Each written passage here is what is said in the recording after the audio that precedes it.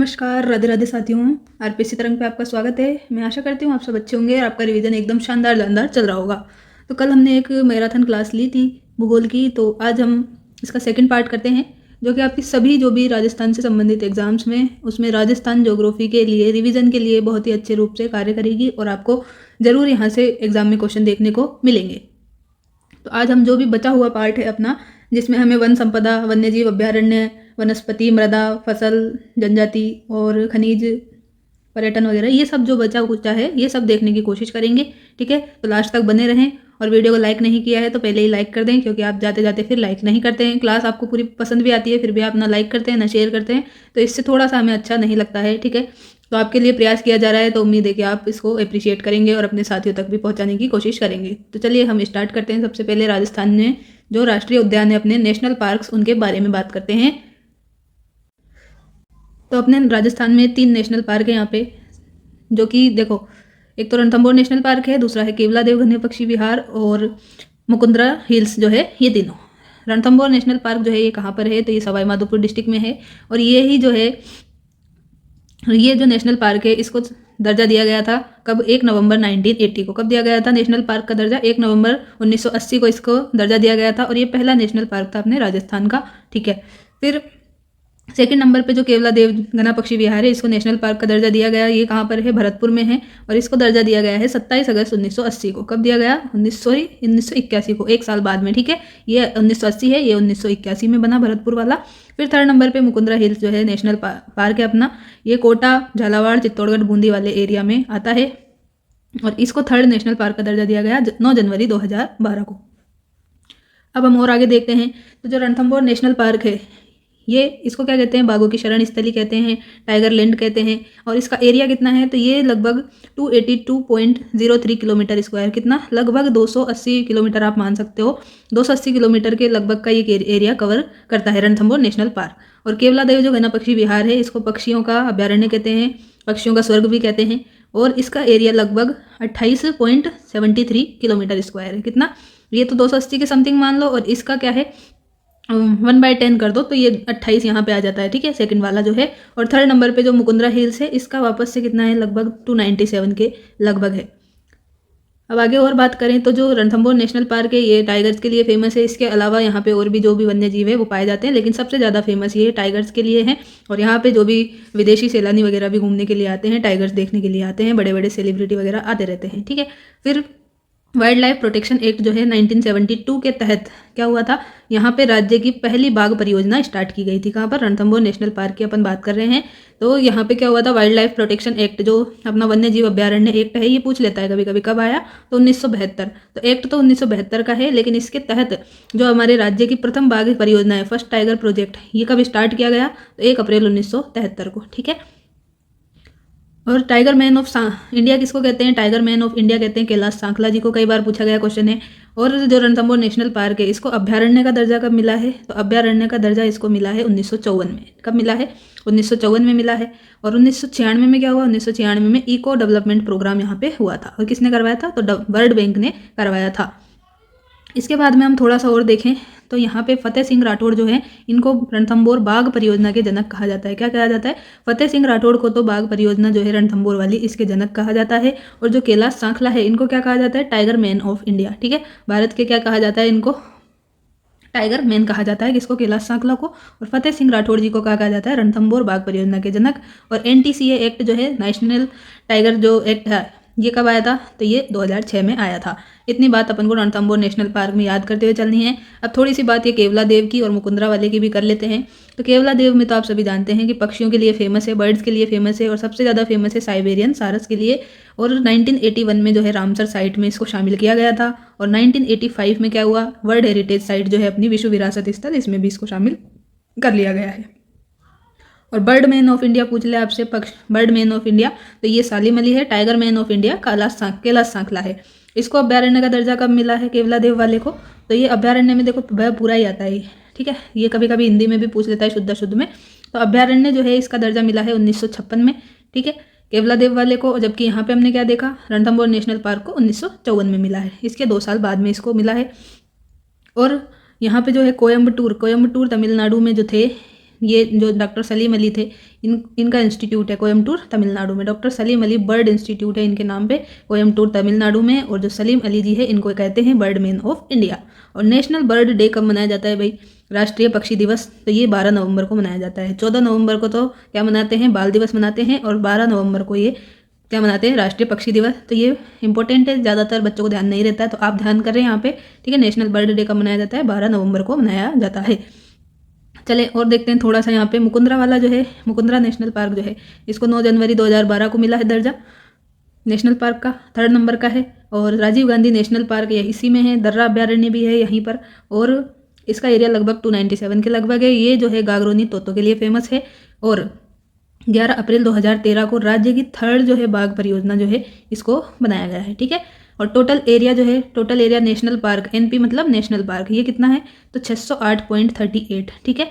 608 point जो है 38, लगभग 610 के करीब मान लो आप। तो इतना एरिया हम राजस्थान वाले क्या करते हैं? नेशनल पार्क में कवर करते हैं, ठीक है। तो ये नेशनल पार्क से क्वेश्चन अगर आपका पूछेगा तो तीनों का बहुत इंपॉर्टेंट है। ये आपको आराम से कंपेयर करके थोड़ा बहुत मैंने बताने की कोशिश की है, तो सारा रिकॉल हो गया होगा। अब थोड़ी सी बात कर लेते हैं टाइगर रिजर्व की। टाइगर रिजर्व जो है वो देख लेते हैं अपने राजस्थान में। तो पहला तो यही है रणथंभौर का जो है टाइगर रिजर्व, और इसका एरिया कितना है? तो 1530 किलोमीटर के लगभग का एरिया है टाइगर रिजर्व में, ठीक है। और इसमें कौन कौन से जिले आ जाते हैं? तो इसमें सवाई माधोपुर के अलावा करौली, बूंदी और टोंक, यहाँ भी ये फैला हुआ है, ठीक है। टाइगर रिजर्व का जो एरिया है, तो ये सवाई माधोपुर के अलावा करौली, बूंदी, टोंक से भी लगता है। और 1530 के लगभग जो है यहाँ पे एरिया कवर ये करता है। फिर बात करें सरिस्का टाइगर रिजर्व की, तो सरिस्का वाला जो है अलवर, जयपुर, अब पहले ये जयपुर ग्रामीण अलग बना दिया गया था, तो ये अब जयपुर ही आपको याद रखना है, ठीक है। तो जयपुर ग्रामीण और कोटपुतली बहरोड, ये पूरा एरिया जो है इसके लिए सरिस्का टाइगर रिजर्व है। पहले अलवर सिर्फ याद कर लेते थे, ठीक है। अब ऑप्शन में ये भी दे देता है आपको, तो ये सब भी देखना पड़ेगा। और इसका एरिया लगभग 1213 किलोमीटर के लगभग है। 3rd हमने देखा कि 3rd बाघ परियोजना यही था, 3rd टाइगर रिजर्व, तो मुकुंदरा टाइगर हिल्स है। इसका एरिया वही कोटा, बूंदी, झालावाड़ और चित्तौड़गढ़ है, ठीक है। कोटा, बूंदी, झालावाड़, चित्तौड़गढ़ में है मुकुंदरा हिल्स, और इसका एरिया लगभग 1135 के करीब है। रणथंभौर का कितना था? सबसे ज़्यादा 1530, ठीक है, 1530 था। सरिस्का का 1213 था, और मुकुंदरा का है 1135। फिर आगे बात करें रामगढ़ विषधारी, रामगढ़ विषधारी टाइगर रिजर्व, इसका है कोटा, बूंदी में ये फैला हुआ है। और देश का, अगर इंडिया का पूछा जाए देश का, तो 52वें नंबर का टाइगर रिजर्व है। और इसका एरिया 1496.49 किलोमीटर है। कितना? 1496.49 किलोमीटर है। और धौलपुर करौली में भी अभी एक और टाइगर रिजर्व बनाया गया है, तो धौलपुर करौली वाला तो धौलपुर करौली में ही है, और ये अपना 54 नंबर का टाइगर रिजर्व है। और 599 जो है किलोमीटर का एरिया कवर करता है। अगर हम सब इनको कैलकुलेट करें तो ये हमारा टोटल आता है 5975.48। अब जो आरपीएससी है वो पॉइंट में भी आपको फंसा सकती है, तो ये डाटा आप बार बार रिकॉल करेंगे तो आपको याद हो जाएंगे। और पीडीएफ पहले से भी मैंने आपको दे दी थी, वापस से मैं सारी एक क्लास मतलब पूरी जो भी अपनी मैराथन हुई है सबको मर्ज करके आपको पीडीएफ भी दे दूंगी, ताकि आप लास्ट टाइम पे जब एग्जाम देने जाते रहें, रास्ते में हो कहीं भी, तो पीडीएफ ओपन करके क्विक आप देख सकते हैं, ठीक है। चलिए, तो अब हम थोड़ा सा और देखते हैं ये राजस्थान में स्थित अभ्यारण्य। अब अभ्यारण्य की बात करते हैं हम, ठीक है, सेंचुरीज की बात करते हैं। अभी तक तो हमने टाइगर रिजर्व देखा, और क्या देखें? National park. अब हम बात करते हैं अभ्यारण्य की। तो 26 जो सेंचुरीज हैं ये सबसे ज़्यादा इंपॉर्टेंट है, इनके बारे में हमें देखना है। तो सबसे पहले बात करते हैं कुंभलगढ़ अभ्यारण्य की। कुंभलगढ़ अभ्यारण्य जो है ये उदयपुर, राजसमंद और पाली जिले के अंतर्गत आता है, ठीक है। उदयपुर, राजसमंद और पाली जिले के अंतर्गत, और राजस्थान का जो है 3rd नंबर का लार्जेस्ट अभ्यारण्य है, ठीक है। 3rd नंबर का लार्जेस्ट है। फर्स्ट कौन सा है, सेकंड कौन सा है, ये भी अभी देख लेंगे हम, ठीक है। तो ये 3rd नंबर का है कुंभलगढ़ वाला, उदयपुर, राजसमंद और पाली वाले एरिया में ये आता है। एरिया लगभग 610 के करीब है। और अभ्यारण्य का दर्जा कब मिला? तो 1971 में मिला। कब मिला है? 1971 में। फेमस किसके लिए है? भेड़ियों और लोमड़ी के लिए। किसके लिए? भेड़िए और लोमड़ी के लिए सबसे ज़्यादा फेमस है यहाँ पे। इनकी ये क्या है? प्रजनन स्थली है। और जंगली धूसर मुर्गा भी यहाँ पे पाया जाता है। कौन सा? जंगली धूसर मुर्गा जो है ग्रे कलर का, ये यहाँ पे पाया जाता है। इसके अलावा ये कहाँ मिलता है? और कुंभलगढ़ और सिरोही के आबू सेंसिटिव जोन में भी ये मुर्गा जो है भाई मिल जाता है, ठीक है। इसके अलावा भेड़ल और घटेल, चौसिका हिरण भी यहाँ पे मिलते हैं। क्या क्या देख लिया हमने? भेड़िए और लोमड़ी की प्रजनन स्थली पूछे तो आपको क्या बताना है? कुंभलगढ़ बताना है। जंगली धूसर मुर्गे बताना है तो फिर वो भी कुंभलगढ़ बताना है। इसके अलावा कहाँ मिलते हैं भाई? तो कुंभलगढ़ के अलावा सिरोही में भी मिल जाते हैं। और भेड़ल और घटेल जो है ये भी यहाँ पे कुंभलगढ़ में मिल जाते हैं। अभ्यारण्य का दर्जा कब मिला? 1971 में मिला। कब मिला? 1971 में। एरिया कितना है? 610 के करीब है कहाँ पर? उदयपुर राजसमंद पाली में, 3rd नंबर का है। ठीक है, इतना कवर हो गया। अब इधर देखिए सज्जनगढ़ अभ्यारण्य। सज्जनगढ़ अभ्यारण्य जो है ये उदयपुर में है, नाम से ही स्पष्ट है, सज्जनगढ़ अभ्यारण्य उदयपुर में है। 2nd नंबर का स्मॉलेस्ट है ये। ठीक है, ये क्या है? 2nd स्मॉलेस्ट, ये ध्यान रखें, 2nd स्मॉलेस्ट ये है, और से हमने इधर देखा 3rd लार्जेस्ट। एरिया कितना कवर करता है सज्जनगढ़ वाला? तो ये लगभग 5.19 किलोमीटर का ही एरिया करता है, लगभग 5 किलोमीटर में ही ये फैला हुआ है भाई सज्जनगढ़ अभ्यारण्य। और सज्जनगढ़ दुर्ग जो है ये भी यहीं पर है, बांसदरा की पहाड़ी पर। सज्जनगढ़ बायोलॉजिकल पार्क ये भी उदयपुर में है। और कब बनाया गया बायोलॉजिकल पार्क? ये 1987 में। तो ये सारी बात आपको रिकॉल हो गई।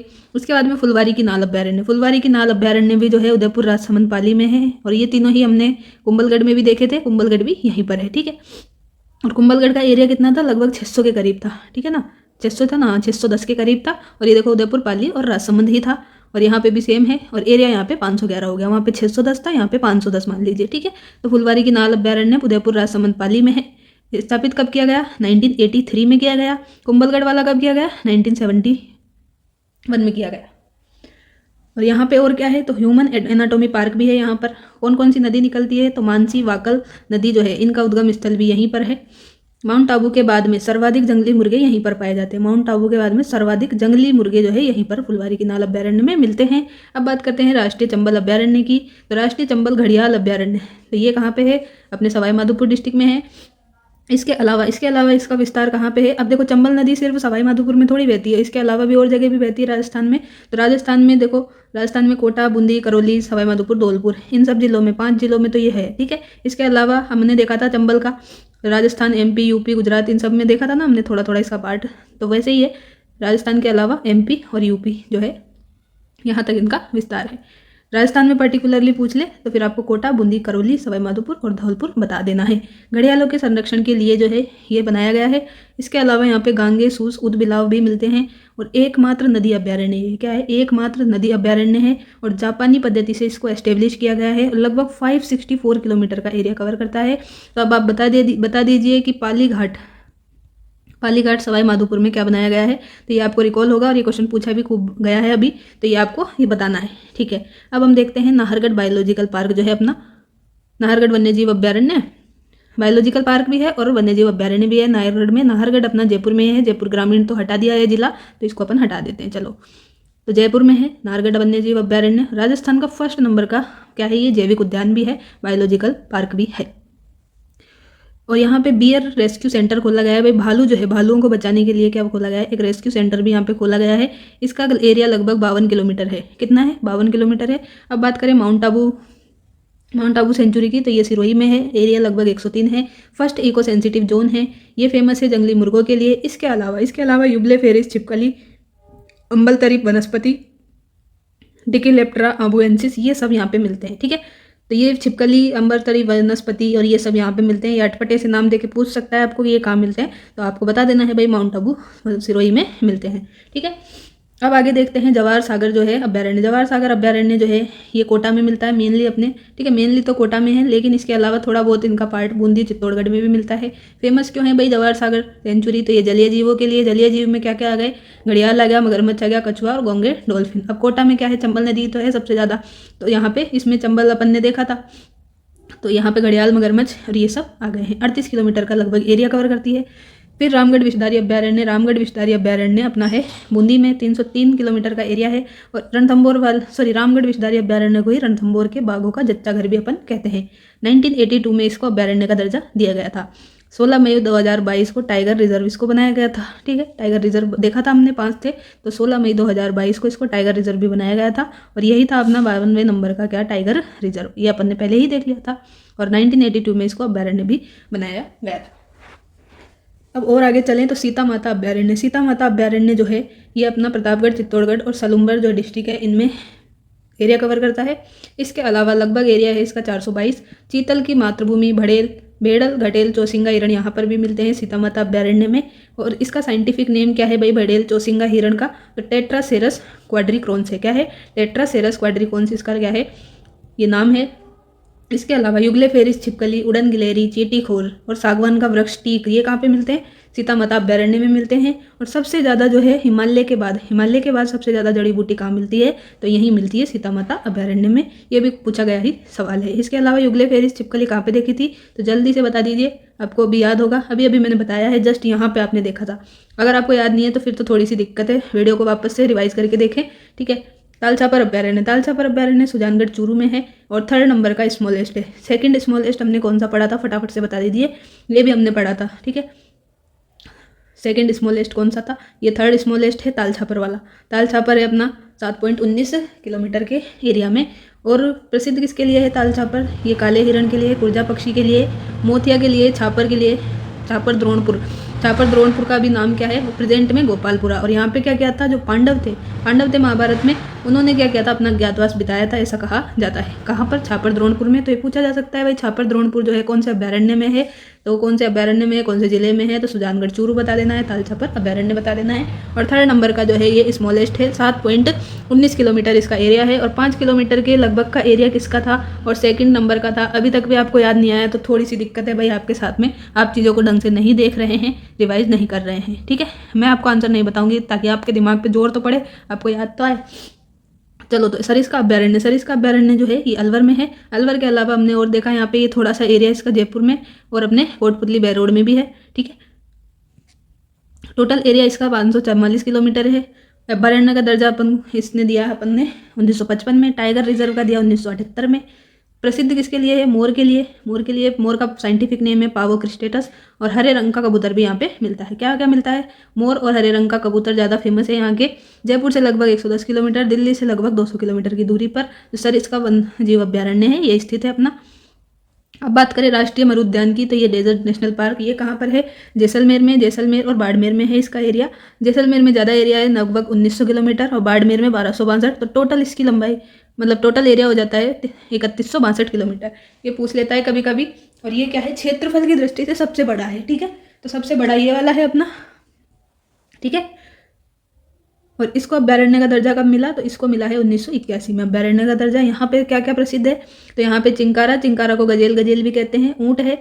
और जो चिंकारा है इसी को कहते हैं अपन सॉरी यहाँ पे गोडावण और ग्रेट इंडियन बस्टर्ड जो है ये भी मिलते हैं।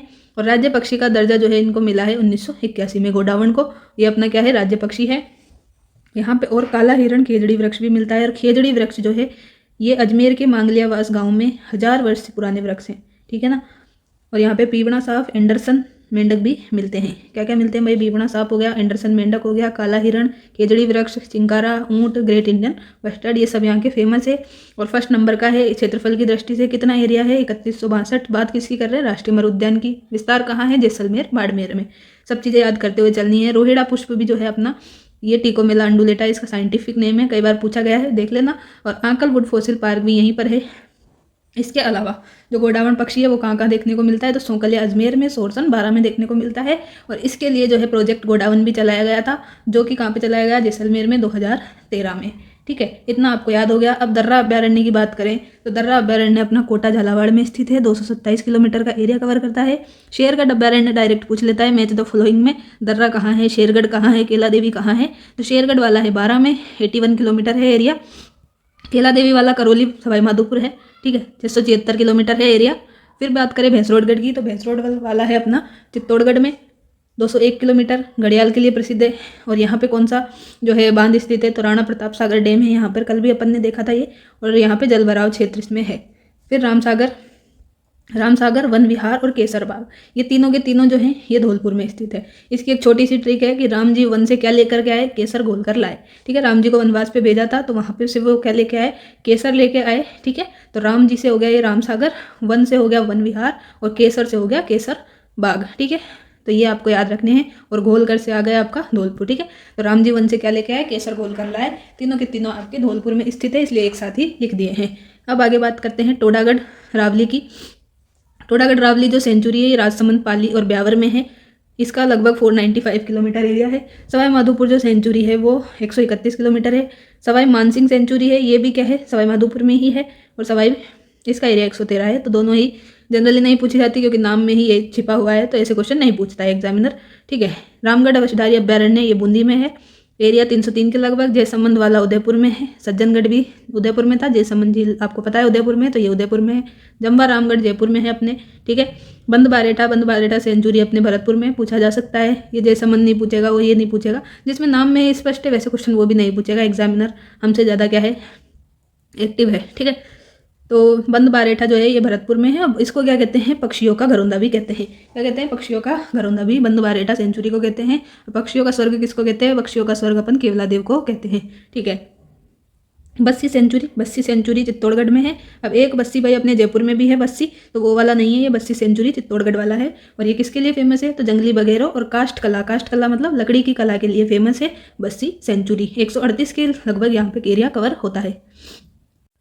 चलिए तो थोड़ा सा और आगे चलते हैं। अब कंजर्वेशन रिजर्व को भी बात याद ही कर लेते हैं, ताकि ये भी बुरा ना मान जाए कि हमें याद क्यों नहीं किया है, ठीक है। वैसे आपके कंजर्वेशन रिजर्व सिलेबस में नहीं दिया गया है, आपके सिर्फ वन्यजीव संरक्षण अभ्यारण्य और वन्यजीव जंतु ही दिया गया था, ठीक है। फिर भी हम इसको देख लेते हैं, एग्जामिनर पूछ ले तो हमें उसके लिए कोई जगह नहीं छोड़नी है, ठीक है। Conservation reserve Bisalpur conservation, CR का मतलब आपको समझ जाना है कंजर्वेशन रिजर्व, ठीक है। बीसलपुर कंजर्वेशन रिजर्व है अपने केकड़ी टोंक में। अब केकड़ी को पहले नया डिस्ट्रिक्ट बनाया गया था, तो ये मैंने केकड़ी लिख दिया, लेकिन आपको पता है भाई केकड़ी क्या है भाई, पहले टोंक में आता है, अब भी टोंक में, तो टोंक आपको याद करना है बीसलपुर वाला, ठीक है। इन्होंने साइट पे भी अपडेट कर दिया था पहले, इसलिए मैंने वहाँ से ये लिख दिया था, ठीक है। जोहड़बीड़ जो गढ़वाला बीकानेर है, ये कहाँ पर है, ये बीकानेर में। अब आपको जोहड़बीड़ गढ़वाला ही देगा, वो बीकानेर कंजर्वेशन रिजर्व नहीं देगा, ठीक है। तो बीकानेर में याद करना है। जोहड़बीड़ आप सभी को पता है ये बीकानेर में ही है। फिर सुंदा माता कंजर्वेशन रिजर्व, ये जालोर सिरोही में है। गुड़ा विश्नोई जो है जोधपुर में है। विश्नोई जो संप्रदाय है उसके लिए अपन जोधपुर ही याद रखते हैं, केजड़ली आंदोलन वगैरह आपको याद हो जाएगा। गुड़ा विश्नोई जोधपुर में है। शाकंबरी वाला जो है ये सीकर नीम का थाना एरिया में है। गोगेलाव है अपने नागौर में, यहाँ भी गो आ रहा है, यहाँ पे भी नागौर में गो आ रहा है, आराम से याद रह जाएगा। बीड़ झुंझुनू में, ये झुंझुनू में है। अब बीड़ झुंझुनू में झुंझुनी नहीं देगा, सिर्फ आपको देगा बीड़, तो बीड़ से याद करना पड़ेगा आपको झुंझुनू। तो देखो ड में आपको ऐसे करोगे आप तो झू बन जाएगा ना, तो बीड़ से आपको रिकॉल हो जाएगा झुंझुनू, ठीक है। रोटू कंजर्वेशन रिजर्व, ये स्मॉलेस्ट है, ये नागौर में है। रोटू वाला क्या है, नागौर में, तो 0.72 किलोमीटर ही है इसका तो लगभग एरिया। उम्मेदगंज जो है ये है कोटा में, ठीक है। अब कोटा में बच्चे जाते हैं पढ़ने और उनके घर वाले सब क्या करते हैं, उनसे उम्मीद लगा के बैठते हैं कि हमारे बच्चे का जल्दी से जल्दी सिलेक्शन होगा और वो IIT में एम्स में जाएगा, अच्छी तरह से पढ़ाई करेगा और सक्सेस होगा। तो उम्मीदगंज से आपको याद रखना है, कोटा में है, लगभग 2.72 किलोमीटर है। जवाई बांध फर्स्ट सेकंड जो है ये पाली में है।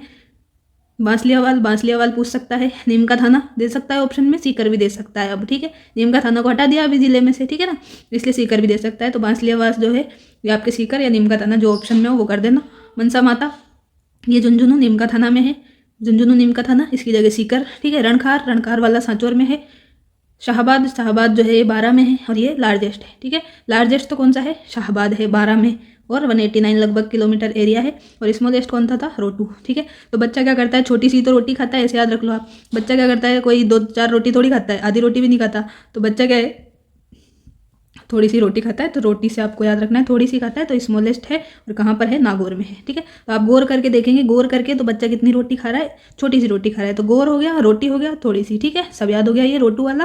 अब 0.72 किलोमीटर है। और शाहबाद वाला, तो शाहबाद तो क्या कर रहा है भाई, शाहबाद तो बार बार क्या कर रहा है, बहुत सारी बार परेशान कर रहा है, ऐसे मान लो, ठीक है। तो शाहबाद से बार परेशान कर दिया शाहबाद ने, तो ऐसे, ठीक है। अब किसी का नाम शाहबाद हो तो भाई बुरा मत मान जाना, याद करने के लिए हम देख रहे हैं यहाँ पे। शाहबाद कंजर्वेशन रिजर्व ये 12 में है, लार्जेस्ट है। और शाहबाद तलहटी ये भी 12 में है, ये 178 किलोमीटर है। आगे बात करें बीड़ घास फुल्लिका खुर्द, ये शाहपुरा में है, तो बीड़ घास भी यहाँ पर है।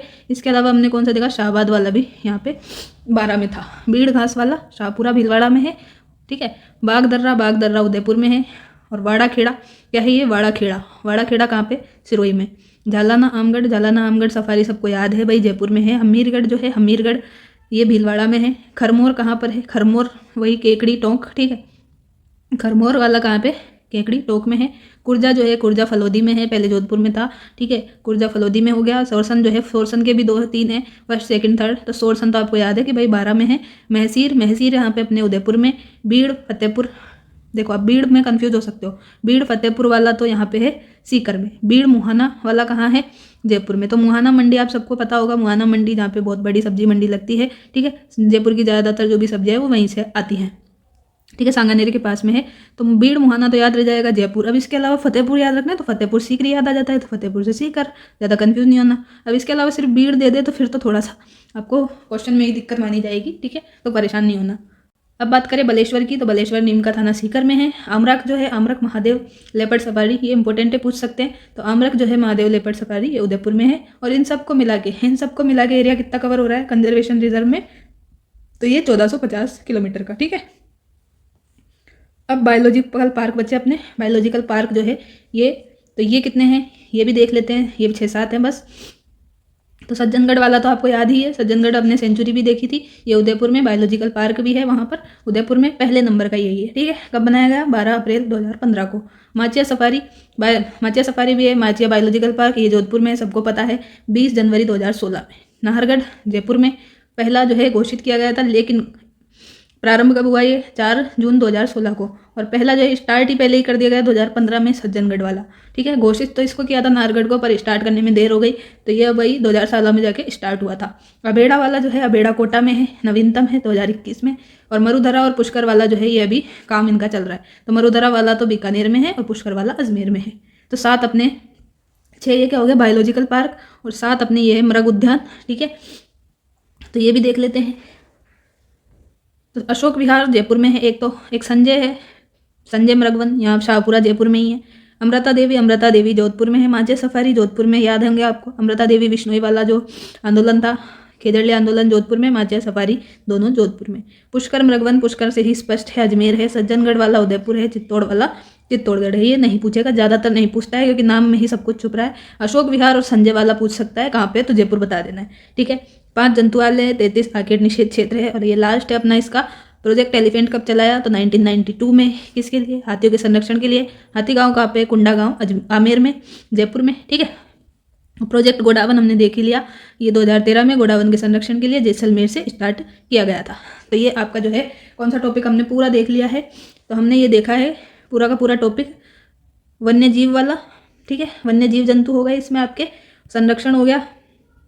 इसके अलावा अभ्यारण्य, national park, conservation reserve, Mrigvan, ये सारे के सारे हमने लगभग 30 मिनट में कवर कर लिए हैं, ठीक है। इससे ज़्यादा जल्दी हम और नहीं कर सकते थे भाई, इतना तो आपको टाइम देना पड़ेगा, इतना बड़ा टॉपिक है जब आपके, तो आपको इतना समय तो देना बनता है इसको, ठीक है।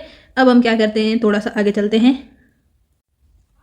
तो चलते हैं अब हम हमारा नेक्स्ट चैप्टर जो है वन संपदा और वनस्पति के बारे में थोड़ा सा देख लेते हैं, ठीक है। तो वन संपदा जो है, वन संपत्ति, इसमें सबसे ज़्यादा जो क्वेश्चन पूछे जाते हैं वो क्या पूछे जाते हैं? रिपोर्ट से पूछे जाते हैं वैसे तो, ठीक है। वन रिपोर्ट जो आती रहती है अपनी, उससे सबसे ज़्यादा क्वेश्चन पूछता है। तो ये तो हम देखेंगे। वनस्पति में क्या पूछ लेता है? वनस्पति में आपसे पूछता है वो कि क्या है हमारी, कितने टाइप्स हैं और कौन सी में क्या है, कौन से जो है वृक्ष वगैरह पाए जाते हैं, ठीक है। तो पहले हम इसको कवर करते हैं, वनस्पति वाले पार्ट को। तो 5 टाइप में क्या है वनस्पति को डिवाइड किया हुआ है। कितने? 5 टाइप्स में जो है इसको डिवाइड किया गया है। पहला कौन सा है? पहला है अपना शुष्क वन। क्या है? पहला है अपना शुष्क सागवान वन। क्या है? शुष्क सागवान वन है पहला। दूसरे नंबर पे हम देखेंगे उष्ण कटिबंधीय। क्या है? उष्ण कटिबंधीय जो वन है, उष्ण कटिबंधीय शुष्क धोंक वन। तीसरे नंबर पे अपने क्या आएगा? तीसरे नंबर पे आ जाएंगे उष्ण कटिबंधीय शुष्क मिश्रित पतझड़ वन, ठीक है। मिश्रित पतझड़ मतलब पर्णपाती वन। पतझड़ का मतलब समझ रहे हैं ना आप, जब पत्ते झड़ने लग जाते हैं पेड़ों के, तो ये हो जाएगा थर्ड वाला। और 4th नंबर पे क्या आएगा? 4th नंबर पे आ जाएगा अपना शुष्क जो है कांटेदार वन। कौन से आ जाएंगे इसमें? कांटे वाले जो वन आ जाएंगे। और लास्ट में अपने बच जाएंगे सदाबहार वन, ठीक है। क्या बच जाएंगे? सदाबहार वन। इस तरह से जो है इनको डिवाइड किया गया है। अब हम एक एक की बात करते हैं, ठीक है। तो शुष्क सागवान वन जो है, इनके लिए कितनी वर्षा हमें ज़रूरी रहती है? तो वर्षा की बात करते हैं तो लगभग, ठीक है, वर्षा की बात कर लेते हैं। कितनी वर्षा चाहिए शुष्क वन सागवान वनों को? तो शुष्क सागवान वन जो है इनको लगभग 75 से लेके, ठीक है, कहीं कहीं पे 75 लिखा है, कहीं 80, ठीक है। तो 75 या 80 सेंटीमीटर से लेके 110 सेंटीमीटर की वर्षा इनको चाहिए रहती है। और शुष्क सागवान वन जो है, कितना एरिया इनका है? लगभग 6.86% इनका एरिया है। सबसे ज़्यादा जो है एरिया कवर करते हैं अपने ये मैक्सिमम कौन? धोंक वन, ठीक है। शुष्क उष्ण कटिबंधीय शुष्क धोंक वन, इनका एरिया है 59.11%। कितना? 59.11। और इनका भी देख लेते हैं, पतझड़ी वन जो है इनका है 28% के लगभग, ठीक है, 28% के लगभग, और कांटेदार वालों का है 6.26, और सबसे कम है सदाबहार वन का। तो स्मॉलेस्ट पूछ लेता है, तो स्मॉलेस्ट अगर है परसेंटेज में तो सदाबहार वन है, और लार्जेस्ट पूछे, मैक्सिमम पूछे तो आपको ये बता देना है शुष्क धोंक वन। इतना हमें पता चल गया। वर्षा की बात हम कर रहे थे, तो 75 से 80 सेंटीमीटर से 110 सेंटीमीटर की इनकी क्या होगी, वर्षा इन्हें ज़रूरत होगी। धोंक वन के लिए हमें कितनी वर्षा चाहिए, लगभग 50 से 80 सेंटीमीटर वर्षा में काम चल जाएगा, ठीक है। अब बात करें पतझड़ी वन की, तो पतझड़ियों को चाहिए ज़्यादा वर्षा, 80 से 100 सेंटीमीटर, और कांटेदार वनों के लिए 30 सेंटीमीटर से कम में भी काम चल जाता है, ठीक है। और सबसे ज़्यादा जो है कांटेदार वन ही देखने को मिलते हैं वैसे, ठीक है। होने को तो ये वाले हैं, लेकिन ज़्यादातर यही दिखते हैं आसपास, ठीक है। तो सदाबहार वन जो है ये 120 से लेके 150 सेंटीमीटर की वर्षा इन्हें चाहिए रहती है, ठीक है। तो इतना हमें याद करके ये चलना है। वर्षा से क्वेश्चन पूछ लेता है कभी कभी, ओके। और सबसे ज़्यादा जो है ऊंचाई, सबसे ज़्यादा हाइट किसकी रहती है, तो हाइट जो है, हाइट सदाबहार वनों की ही रहती है। कितनी, 700 से लगभग 800 मीटर ऊंचे रहते हैं ये सदाबहार वन, ठीक है। 700 से लगभग 800 मीटर के बीच की ऊंचाई होती है इनकी, इतना हमें याद करना है। और ये जो अपने है कांटेदार वन है, कांटेदार वन में और क्या क्या मिल जाते हैं, तो इनमें देखो इनकी जड़ें, एक तो क्या होती है, जड़ें बहुत ज़्यादा लंबी होती है, ठीक है। इसकी जो पत्तियाँ हैं, पत्तियों में कांटे रहते हैं, जड़ तो लंबी और पत्तियों में क्या रहते हैं, कांटे। और इसके अंतर्गत ही जो अपनी आती है, क्या क्या आती है, घास आ जाती है, सेवण घास, कराड़ घास, ये सब इसी में आती है, ठीक है। दामन घास, ये सब इसमें ही आती है अपनी कांटेदार वाले में, ओके। अब और आगे चलते हैं थोड़ा सा। तो वर्षा की बात हमने कर ली यहाँ पे, ठीक है। वर्षा के बाद में हम देखते हैं कि एरिया कौन सा है, ठीक है, कहाँ कहाँ पे मिलती है भाई, ये भी तो पूछ लेता है। तो जो शुष्क सागवान वन है, ये तो अपने राजस्थान के कौन सा, दक्षिण वाला जो एरिया है, ठीक है। साउथ वाला जो पार्ट है ये वाला, ठीक है, यहाँ पे मिलती है, साउथ वाले भाग में मिलती है कौन सी, शुष्क सागवान वन। इसमें कौन से जो है वनस्पति आते हैं, वृक्ष आते हैं, तो इसमें आते हैं अपने देखो, एक तो आम का पेड़ आ जाएगा, बरगद का आ जाएगा, आम, बरगद, सागवान, सागवान इसमें भी है और सदाबहार में भी मिल जाते हैं थोड़े बहुत, ठीक है। तो आम, बरगद, सागवान, इसके अलावा यहाँ पे जो है अपने किसके, तेंदू, झाल, गुलर, ये सब यहाँ पे मिलते हैं, गोलर, महुआ, ये सब यहाँ पे मिल जाते हैं। और सब जिसका यूज जो है, यूज किस में करते हैं अपन, मकान बनाने में, भवन और फर्नीचर निर्माण में, ठीक है। भवन और फर्नीचर बनाने में हम इसका क्या करते हैं, यूज़ करते हैं। उष्णकटिबंधीय शुष्क धोंक वन, 50 से 80 सेंटीमीटर वर्षा देख ली हमने। कहाँ पे मिलते हैं, तो ये अपने अरावली जो है, अरावली और मैदानी भागों में देखने को मिलते हैं, ठीक है। अरावली और मैदानी पार्ट में देखने को मिलते हैं। और इसमें बात करें वनस्पति में, तो सबसे ज़्यादा वही यहाँ पे धोकड़ा वन, धोकड़ा जो पेड़ है ये मैक्सिमम मिलता है यहाँ पे। इसके अलावा जो है खेर का मिल जाएगा, ढाक का मिल जाएगा, पलाश का मिल जाएगा और बांस, ठीक है। खेर, ढाक, बांस और पलाश, ये सब यहाँ पे मिलते हैं। और इनका यूज़ हम किस में करते हैं, तो यूज़ हम करते हैं इसका ईंधन में, ठीक है, फ्यूल के लिए, और इसके लिए कोयला बनाने में, ठीक है। धोकड़ा वाले जो हैं ये धोंक वन सबसे ज़्यादा यही है। तो कोयला निर्माण वगैरह में हम किसका यूज़ करते हैं भाई, ये शुष्क धोंक वनों का, ठीक है। अब बात करें पर्णपाती मिश्रित पतझड़ी वाले जो हैं अपने इसकी, तो ये कहाँ पे मिलते हैं, ये मैदानी भागों, ठीक है। मैदानी भागों में कहाँ कहाँ, मतलब देखो, एक तो उदयपुर में मिल जाएंगे, उदयपुर के अलावा कोटा में, ठीक है, कोटा में, बारा में, चित्तौड़ में, इस तरह के जो एरिया हैं लगभग इनमें ये मिल जाते हैं।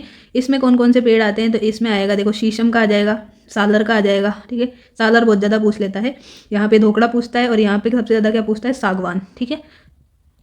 तो जो पूछता है उसको मैंने बंद कर दिया है ब्रैकेट में, ठीक है। तो शीशम, सालर, खस घास जो होती है वो भी यहाँ पे है, बांस भी है, इसके अलावा गुलर यहाँ पे भी है, यहाँ पे भी मिल जाएगा, पीपल मिल जाएगा, पतझड़ी में पीपल के पत्ते झड़ते रहते हैं, अमलताश मिल जाएगा, ठीक है। तो ये सब यहाँ पे है। अब इसका यूज हम किस में करते हैं, तो इसका यूज जो है हम बहुत सारे मल्टीपर्पज़ में कर सकते हैं। सभी तरह के पेड़ हैं यहाँ पे अलग अलग, तो मल्टीपर्पज़ है ये, इसमें कोई पर्टिकुलर जो है इसका यूज नहीं आता है, ठीक है। अब बात करें कांटेदार जो वन है अपने, कांटेदार में हमने ये घास वगैरह देखी। एरिया क्या होगा, तो एरिया आप सबको पता है कि भाई कहाँ पे मिलेगी ये वाली घास, ये मिलेगी जहाँ पे पानी नहीं रहता, वहाँ पे पश्चिमी राजस्थान में कांटेदार वन मिलते हैं ज़्यादातर, ठीक है। जहाँ पे पानी नहीं रहता वहाँ पे कांटेदार वनस्पति पाई जाती है ज़्यादातर, तो ये आपको याद रखना है। तो पश्चिमी राजस्थान में मरुस्थल वाले एरिया में ये मिलती है। सबसे ज़्यादा जो है इसमें अपने शुष्क कांटेदार में खेजड़ी का वन मिलता है, ठीक है। खेजड़ी का वन वृक्ष जो है ये सबसे ज़्यादा मिलता है। इसके अलावा आपने देखा होगा कैक्टस मिल जाएगा, बबूल के पेड़ मिल जाएंगे, ठीक है, कैक्टस, बबूल का पेड़, रोहिड़ा मिल जाएगा, और ये सारी की सारी घास अपन ने देखी ली, ये सब मिल जाती है, ठीक है। और इसी को ही क्या कहते हैं, जो अपने पश्चिमी राजस्थान में वनस्पति पाई जाती है, इसको ही तो हम मरुद्भिद बोलते हैं। वनस्पति कल देखी थी ना थोड़ी सी हमने, सुथार का मरुस्थल देखा था, तो मरुद्भिद, जीरोफाइट, इसी को कहते हैं। ठीक है। सबसे ज़्यादा ओरण भी यहीं पर मिलते हैं। और लास्ट में अपना बच गया ये सदाबहार वन। सदाबहार वन का जो एरिया है ये है आबू के क्षेत्र में मिलते हैं, आबू पर्वतीय वन में, सिरोही वाले एरिया में। और इसमें आ जाएगा अपना आम का पेड़, सागवान का पेड़, जामुन का पेड़, नीम का पेड़ और बांस का पेड़। ठीक है, ये सदाबहार वन है। इनमें कभी भी हम इनको लगा सकते हैं, ऐसा कुछ है नहीं। और वर्षा इनको चाहिए 120 से 150 सेंटीमीटर।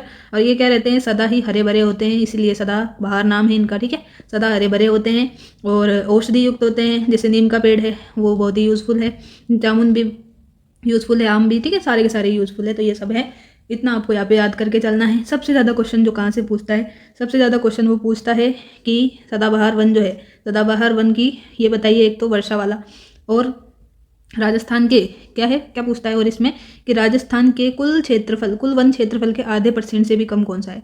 तो राजस्थान के कुल वन क्षेत्र के आधे %, ठीक है, आधे % मतलब 0.5 हो गया ना, तो आधे % से भी कम क्षेत्र कौन से वन कवर करते हैं। तो आंसर होगा आपका सदाबहार वन 0.39 करते हैं। ठीक है, 0.39% ही करते हैं।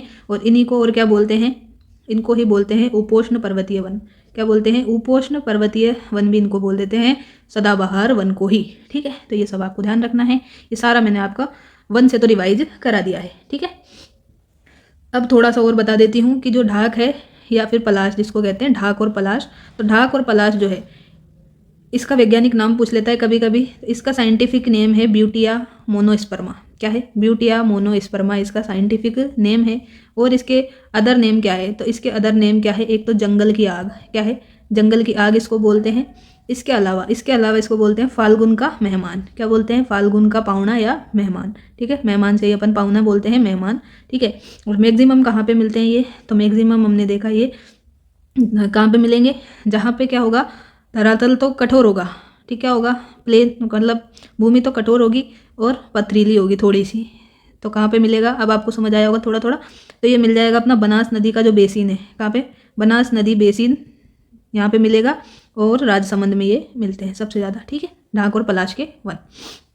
इसके बाद में बात करते हैं खस। तो खस क्या है भाई, एक ये सुगंधित घास है। क्या है भाई, एक तरह की घास है जिसमें बढ़िया खुशबू आती है। ठीक है, तो घास का ही टाइप है ये, सुगंधित घास है। और इसका यूज हम किस में करते हैं, यूज करते हैं इत्र, परफ्यूम, सेंट बनाने में। ठीक है, इत्र बनाने में इसका यूज़ करते हैं। मैक्सिमम कहाँ मिलती है ये, तो ये खस घास मिलती है सबसे ज़्यादा भरतपुर में। ठीक है, भरतपुर संभाग वाले ज़्यादातर डिस्ट्रिक्ट आ जाएंगे इसमें। भरतपुर आ जाएगा, सवाई माधोपुर आ जाएगा, इसके पास में सवाई माधोपुर के पास ये करौली आ गया, गंगापुर सिटी आ गया। ठीक है, इसके अलावा टोंक आ जाएगा, केकड़ी आ जाएगा, इन सब में ये खस घास मिल जाती है लगभग। अब एक और बच गया अपना सालर। क्या है, सालर। सालर का जो वृक्ष है इसका यूज़ हम करते हैं पैकिंग करने में। ठीक है, क्या करते हैं, पैकिंग सामग्री बनाने में और गोंद निर्माण में। ठीक है, पैकिंग सामग्री और गोंद निर्माण में इसका यूज़ करते हैं। मैक्सिमम कहाँ पे मिलती है ये, तो सालर के वृक्ष मिलते हैं वही उदयपुर और सलुम्बर। ठीक है, उदयपुर और सलुम्बर में मिल जाते हैं ये सालर के वृक्ष, दक्षिणी भाग में मिल जाते हैं। ठीक है, और इसका वैज्ञानिक नाम क्या है सालर का, तो सालर का वैज्ञानिक नाम भी मैं लिख देती हूँ, तो बोसवालिया सेरोटा है। क्या है भाई, बोसवालिया सेरोटा इसका साइंटिफिक नेम है सालर का। ढाक देख लिया, खस देख लिया, पलाश देख लिया। ठीक है, तो बाकी के जो हैं वो ज़्यादा इम्पोर्टेंट नहीं है वैसे। ठीक है, तो अगर आपके नोट्स में है तो आप देख सकते हो, अन्यथा कोई ज़्यादा ऐसी ज़रूरत नहीं लगती। अब हम देखते हैं क्या जो एग्जामिनर का सेकंड फेवरेट है इसी में से, वो क्या है, 18वीं वन रिपोर्ट। क्या है, 18वीं वन रिपोर्ट, ये देखेंगे। इससे पहले कुछ शब्द हैं जो आपको पता होने चाहिए। तो जैसे कि वृक्ष आवरण होता है, एक होता है वन आवरण। क्या होता है, वृक्ष आवरण और वन आवरण, तो ये दो शब्द हैं जो आपको पता होने चाहिए। तो इनके बारे में थोड़ा सा मैं आपको बता देती हूँ। एक हम पढ़ते हैं वन आवरण, ठीक है, एक हम देखते हैं वृक्ष आवरण, इंग्लिश में भी लिख लेते हैं साथ में ही। तो वन आवरण का मतलब तो है फॉरेस्ट कवर, नाम से ही स्पष्ट है, वन प्लस आवरण तो फॉरेस्ट कवर, यहाँ पे वृक्ष प्लस आवरण तो ट्री कवर। ठीक है, और इसको वन आवरण को ही बोल देते हैं वन क्षेत्र। ठीक है, और इसको बोल देते हैं वृक्षों से आच्छादित क्षेत्र। ठीक है, वृक्षों से ढका हुआ क्षेत्र, तो वही क्या हो गया अपना वृक्ष आवरण हो गया। ठीक है, ये तो हमें पता चल गया। अब है क्या ये दोनों, तो देखो जो अपना वन आवरण है, फॉरेस्ट कवर है, इसमें हम देखते हैं कि जो अपनी कंप्लीट जो भूमि है उसका ऐसी भूमि जिसका क्षेत्रफल 1 हेक्टेयर से ज़्यादा हो, क्या हो, 1 हेक्टेयर से ज़्यादा हो और वृक्ष घनत्व 10% से ज़्यादा हो। क्या देखते हैं इसमें कि एरिया तो क्या हो 1 हेक्टेयर, ठीक है, एरिया तो 1 हेक्टेयर से क्या हो ज़्यादा हो और वृक्ष घनत्व जो है पेड़ों की जो डेंसिटी है वो कितनी हो 10% से ज़्यादा हो। ठीक, ये तो अपना वनावरण हो गया। अब वृक्षावरण में क्या होगा, इसमें क्या होगा कि जो अभिलेखित वन क्षेत्र है, मतलब जो भी रिकॉर्ड में है वन क्षेत्र, ठीक है, अभिलेखित जो वन क्षेत्र है और वनावरण, ठीक है, इसके अलावा क्या है 1 हेक्टेयर क्षेत्रफल से कम वाले इसमें आएंगे। ठीक है, 1 हेक्टेयर से कम वाले क्षेत्र इसमें आ जाएंगे। ठीक है, तो वृक्षावरण में तो क्या होगा 1 हेक्टेयर से कम वाले आएंगे, इधर क्या होगा वनावरण में 1 हेक्टेयर से ज़्यादा वाले और 10% से ज़्यादा वाले जो है वृक्ष घनत्व रखते हो उसको वनावरण की कैटेगरी में अपन रख लेते हैं। ये तो बेसिक चीज़ हमें पता हो गई। ठीक है, अब हम बात करते हैं आगे। तो अभी हमारा जो वनावरण है ये कितना है, तो ये लगभग हमारा 16,548.21 वर्ग किलोमीटर के लगभग है। ठीक है, ये तो हम बात कर रहे हैं किसकी, क्षेत्रफल की। अब बात करें परसेंटेज में, तो परसेंटेज में ये 4.84% है और यहाँ पे देखें तो वृक्षावरण में ये लगभग है 10,841.12 किलोमीटर स्क्वायर और परसेंटेज में बात करें तो ये 3.16, ठीक है, 3.16 किलोमीटर है इसका। अब इन सबको अगर जोड़ देते हैं तो ये भी कभी कभी पूछ लेता है कि टोटल जो है वनावरण वृक्षावरण बताओ, तो ये तो अपना आ जाएगा 27,000 कितना 389, कितना 27,389.33 हो जाएगा। ठीक है, और परसेंटेज में बात करें तो परसेंटेज में ये हो जाएगा लगभग 8%। ठीक है, इतना हो जाएगा, तो इतना हमें यहाँ पे याद रखना है।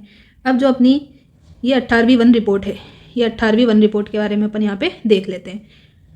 तो चलो 18वीं वन रिपोर्ट ये कब आई थी, तो 18वीं वन रिपोर्ट जो है ये 2023 की है, लेकिन ये जारी कब की गई थी, तो जारी की गई है अपनी 21 दिसंबर को। कब की गई, 21 दिसंबर 2024 को ये जारी की गई। और रिपोर्ट जारी कौन करता है, तो कौन करता है भाई ये जारी, ये करते हैं FSI का मतलब फॉरेस्ट सर्वे जो है ये इंस्टीट्यूट ऑफ फॉरेस्ट सर्वे, हाँ ओके, भारतीय वन सर्वेक्षण वाले जो है ये इसको क्या करते हैं, जारी करते हैं। कहाँ पे है इनका हेडक्वार्टर, तो ये देहरादून, यहाँ से ये रिपोर्ट ये जारी करते हैं। कितने साल में करते हैं, तो प्रत्येक मतलब 2 साल में। ठीक है, तो 2 साल में ये क्या करते हैं, इसको जारी करते हैं। और जारी कौन करता है, मंत्रालय मंत्रालय भी पूछ लेता है कभी कभी, तो मंत्रालय वही आ जाएगा भाई पर्यावरण वन और जलवायु वन। ठीक है, पर्यावरण वन और जलवायु जो मंत्रालय है मिनिस्ट्री, ये इसको क्या करती है, जारी कर लेती है इस रिपोर्ट को। और मंत्री कौन थे इस रिपोर्ट को जारी कर रहे जब उस टाइम पे, तो ये थे भूपेंद्र यादव जी। ठीक है, ये थे भूपेंद्र यादव जी। और फर्स्ट रिपोर्ट जो है इनकी कब आई थी, तो फर्स्ट रिपोर्ट इनकी आई थी, फर्स्ट रिपोर्ट इन्होंने पेश करी थी 1987 में। ठीक है, फर्स्ट रिपोर्ट 1987 में इन्होंने जारी की थी। तो ये तो सब बेसिक हमने देख लिया है। अब रिपोर्ट के अनुसार अपन को बात करनी है, तो ये तो सारी बात हमने कर ली। अब हम एक चीज़ और देखते हैं, चलिए पहले मैं यही बता देती हूँ आपको। तो ये तो 18वीं वन रिपोर्ट है अपनी।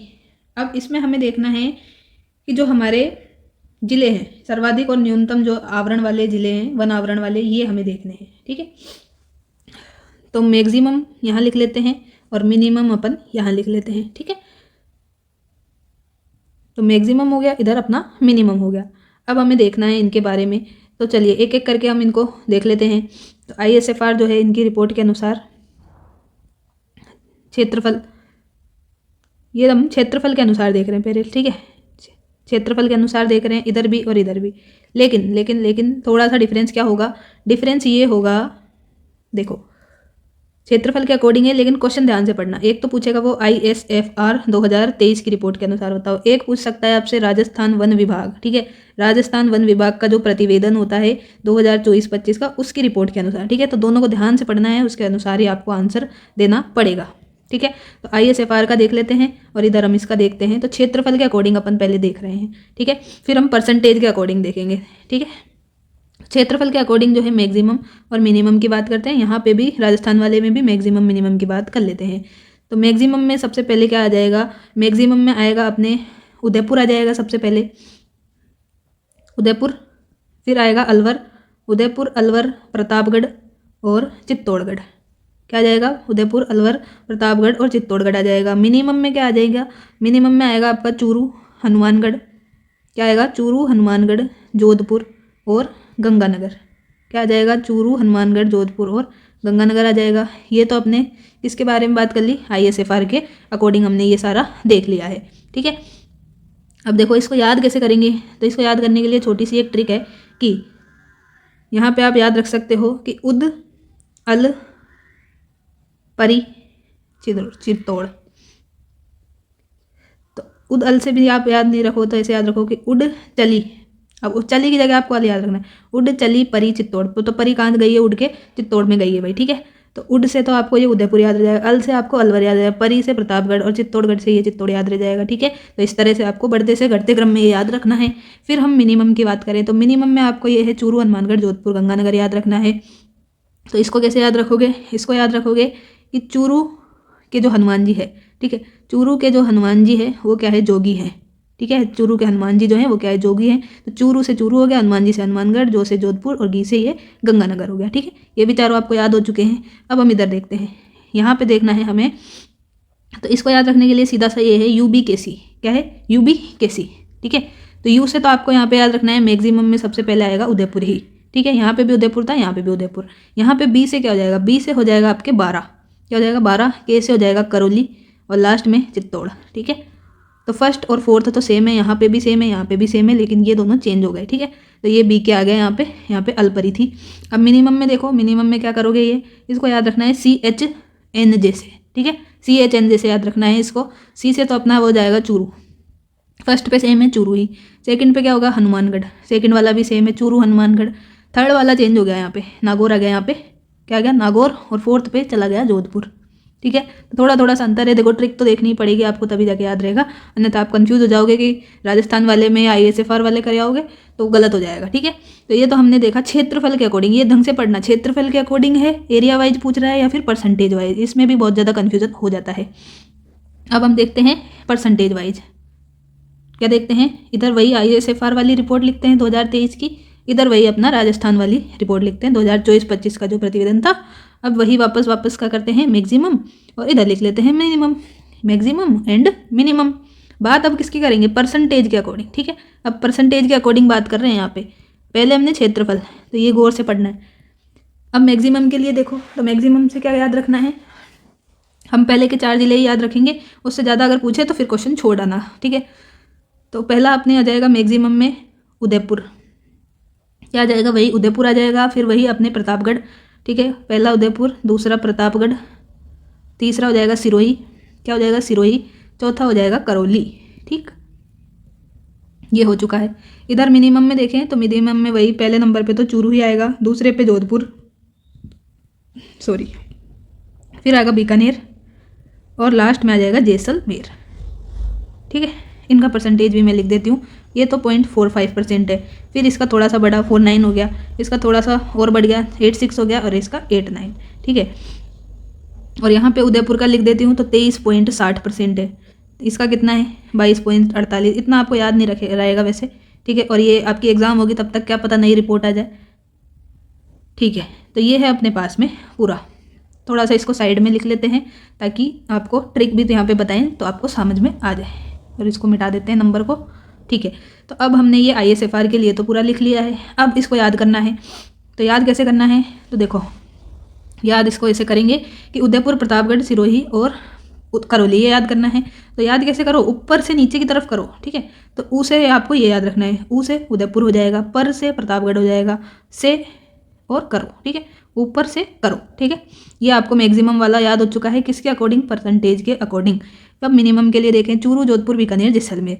तो चूरू, जोधपुर जो है, चूरू से जोधपुर जाने में कौन बिजी है? लोग बाग बिजी हैं। ठीक है, चूरू से जोधपुर जाएंगे तो टाइम तो लगेगा ना, तो चूरू से जोधपुर जाने में बिजी हैं। ऐसे आपको याद करना है। परसेंटेज वाइज के लिए ये है। और क्षेत्रफल वाले में क्या याद किया था अपन ने? चूरू के हनुमान जी क्या है? चूरू के हनुमान जी क्या है? जोगी है। ठीक है, तो चूरू के हनुमान जी जोगी हैं, वो हमने याद किया था क्षेत्रफल में। यहाँ पे याद रखना है चूरू से जोधपुर, चूरू से जोधपुर जो जा रहे हैं उसमें लोग क्या हैं? बिजी हैं। चूरू से चूरू, जोधपुर से जोधपुर, बी से बीकानेर, जी से जैसलमेर। चारों याद हो गए। अब देखो यहाँ पे मैक्सिमम मिनिमम की और बात करते हैं राजस्थान के अकॉर्डिंग। तो इसमें वही हम देखेंगे। पहले हमने क्या देखा था, पहले हमने UBKC देखा था। क्या देखा था? UBKC। अब देखेंगे PUKB। ठीक है, पक गए अब। ठीक है, PU की पक और B, ऐसे याद रख लो। तो देखो अब इसमें क्या क्या हो जाएंगे अपने, वही हो जाएंगे उदयपुर, सॉरी प्रतापगढ़, उदयपुर, करौली और क्या लास्ट में B। और यहाँ पे क्या आ जाएगा, यहाँ पे आ जाएगा CJNJ। CJNJ जो है ये लास्ट में अपना यहाँ पे रह जाएगा। तो ये बस आपको याद करना है, इससे आपका काम चल जाएगा, आराम से चल जाएगा। ठीक है ना, इससे ज़्यादा आपसे अगर पूछे तो फिर वो आपको छोड़ देना है, नहीं करना उस क्वेश्चन को, अटेम्प्ट ही नहीं करना है। ठीक है, ज़्यादा परेशान नहीं होना है यहाँ से। तो अब मैं ये बता देती हूँ कि इनका जो है भाई क्या है, ये यहाँ पे क्या क्या आएगा, ये तो मैंने बताया ही नहीं ना आपको, तो ये भी तो देखना है हमने। तो यहाँ पे आएगा हमारे प्रतापगढ़, प्रतापगढ़ ही आ जाएगा यहाँ पे। तो अपने यहाँ पे आएगा उदयपुर,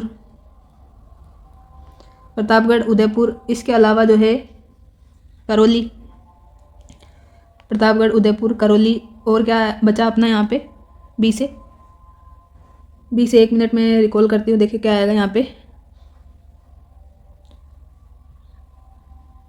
तो ओके, ये है आपका भाई मैक्सिमम में। तो PUKB आपको याद रखना है। ठीक है, पक गए। अब पढ़ते पढ़ते क्या हो गया भाई, पक गए अब, लेकिन आप नहीं पके हैं, आपको बहुत अच्छी तरह से यहाँ पे याद हो रहा है और पढ़ना ही पड़ेगा आपको, आपका एग्जाम बहुत ही नज़दीक है। तो P से प्रतापगढ़, U से उदयपुर, K से करौली, B से 12। ठीक है, और मिनिमम में याद रखना है CJNJ। क्या? CJNJ, CJ और NJ। तो C से चूरू, J से जोधपुर, N से नागौर और जैसलमेर। ये परसेंटेज वाइज हो गया। इधर हमने देखा कि ऊपर से करो। ठीक है, ऊपर से याद करो नीचे की तरफ। ठीक है, उदयपुर, प्रतापगढ़ और सिरोही, करौली, ये मैक्सिमम हो गया। मिनिमम में आपको याद रखना है चूरू से जोधपुर जाने में सब क्या है, बिजी हैं। चूरू, जोधपुर, बीकानेर, जैसलमेर। और बाकी हमने ऊपर भी देखा था, क्या क्या पढ़ा था ऊपर हमने, वो भी फटाफट से लिख देती हूँ मैं एक बार के लिए।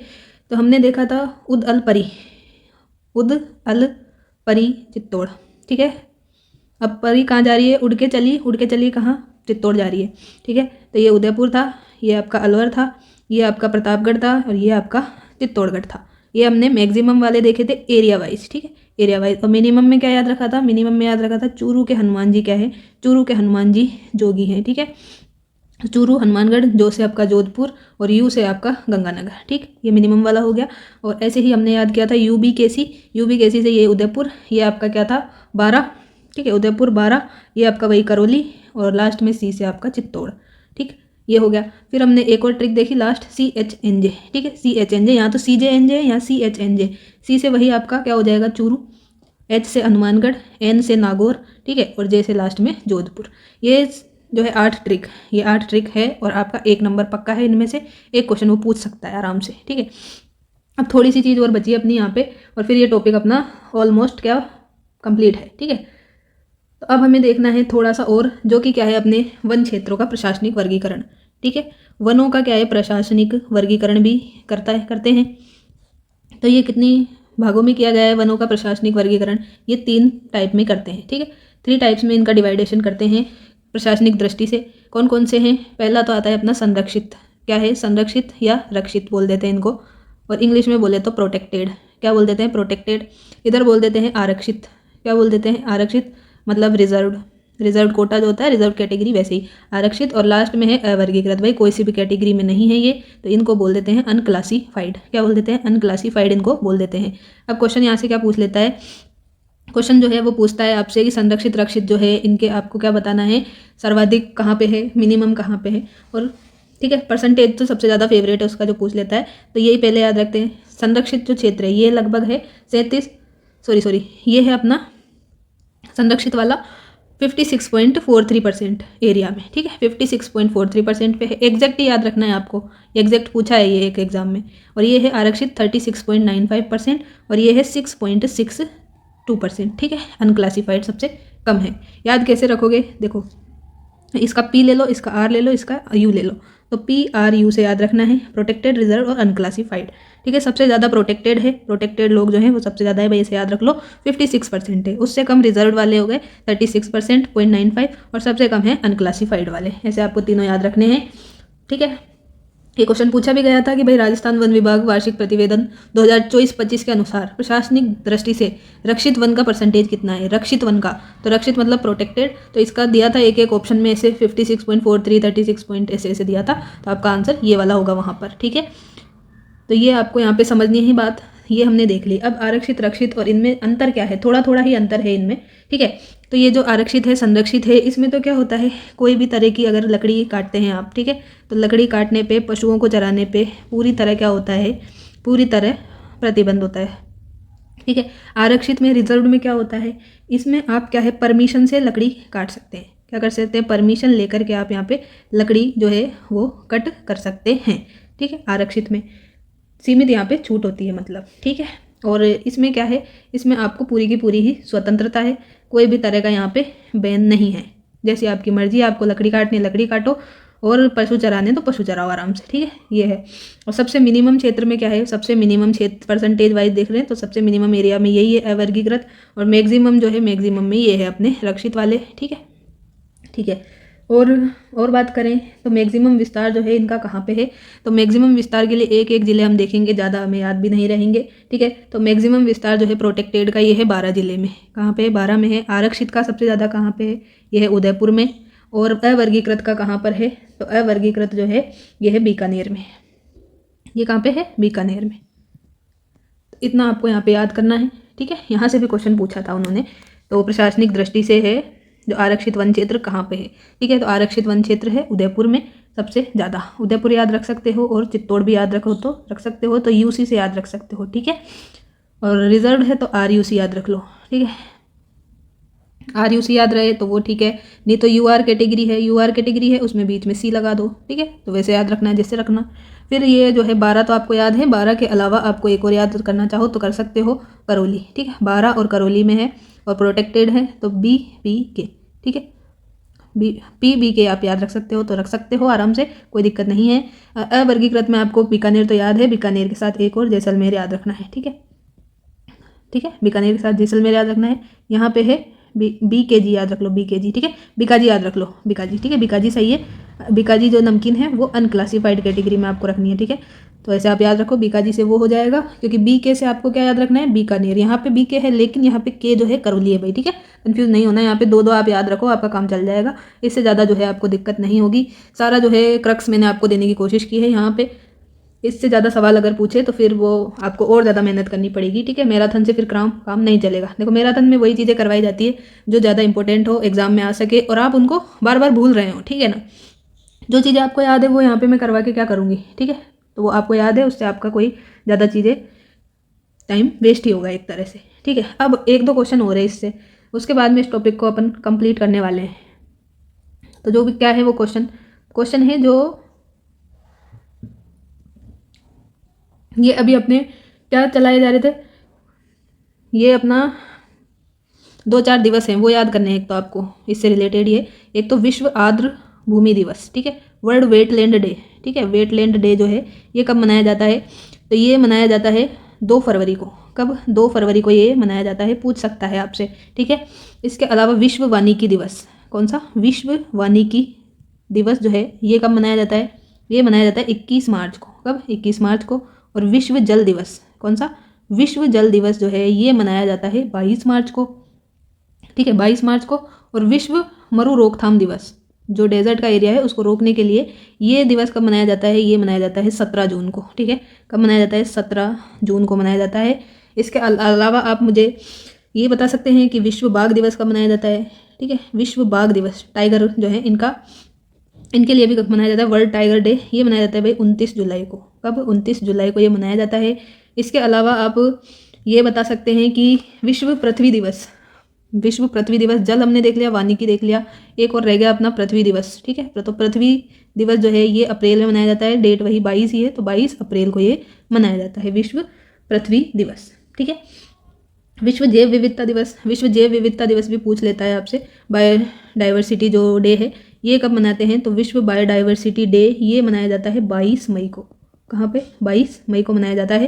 ठीक है, तो ये सारे दिवस तो आपको बिल्कुल मुँह जवानी याद होने ही चाहिए। और 10 मई को प्रवासी पक्षी दिवस, प्रवासी पक्षी डे जो है ये 10 मई को। ठीक है, एक बार फिर से रिकॉल करा देती हूँ। विश्व आर्द्रभूमि दिवस ये मनाते हैं 2 फरवरी, वानिकी दिवस 21 मार्च, जल दिवस 22 मार्च, मरु रोकथाम दिवस 17 जून, बाघ दिवस 29 जुलाई, पृथ्वी दिवस 22 अप्रैल, जैव विविधता दिवस 22 मई, प्रवासी पक्षी दिवस 10 मई को मनाते हैं। ठीक है, तो ये सब आपको याद हो गया। अब हम थोड़ा सा बात करते हैं किसकी, खेजड़ली जो आंदोलन हमारा चला था। ठीक है, खेजड़ली जो आंदोलन था ये किसके नेतृत्व में चलाया गया, ये तो आपको सबको पता है। 1730 में जो अपनी अमृता बिश्नोई जी थी, अमृता देवी बिश्नोई के नेतृत्व में ये अपना चलाया गया था।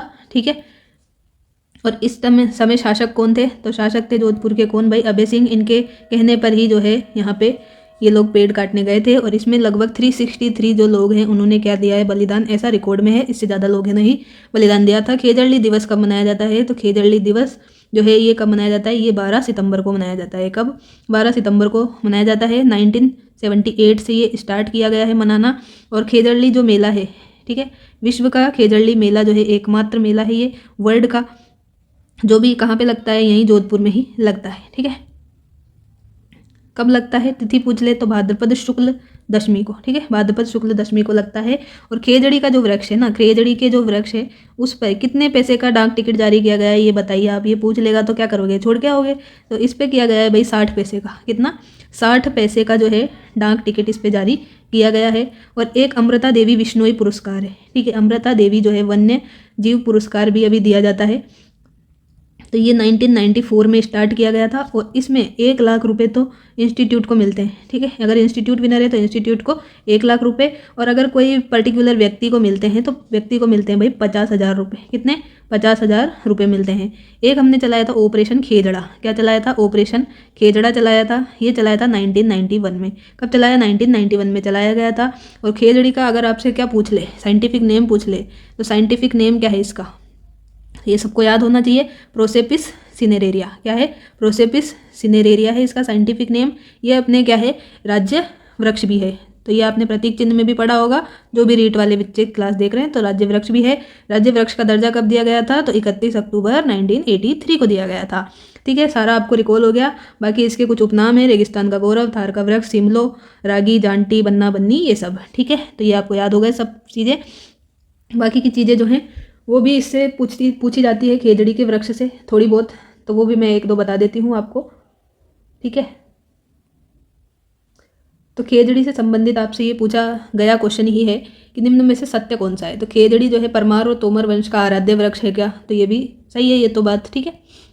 तो खेजड़ी जो वृक्ष है वो परमार और तोमर जो वंश था इनके क्या है, आराध्य वृक्ष है क्या, तो ये कथन सही है। अगर आपको पता नहीं है तो नोट कर लेना। ठीक है, ये कथन सही है। इसके अलावा पूछा गया है कि खेजड़ी वृक्ष को 5 जून 1988 को क्या किया, इस पर 60 पैसे का डाक टिकट जारी किया गया। ठीक है, 60 पैसे का डाक टिकट तो मैंने बता दिया, लेकिन ईयर में आपको नहीं बता पाई। तो डाक टिकट जो है ये जारी किया गया है भाई 5 जून 1988 को। ये बात भी बिल्कुल सही है। ठीक है, ये भी सही है।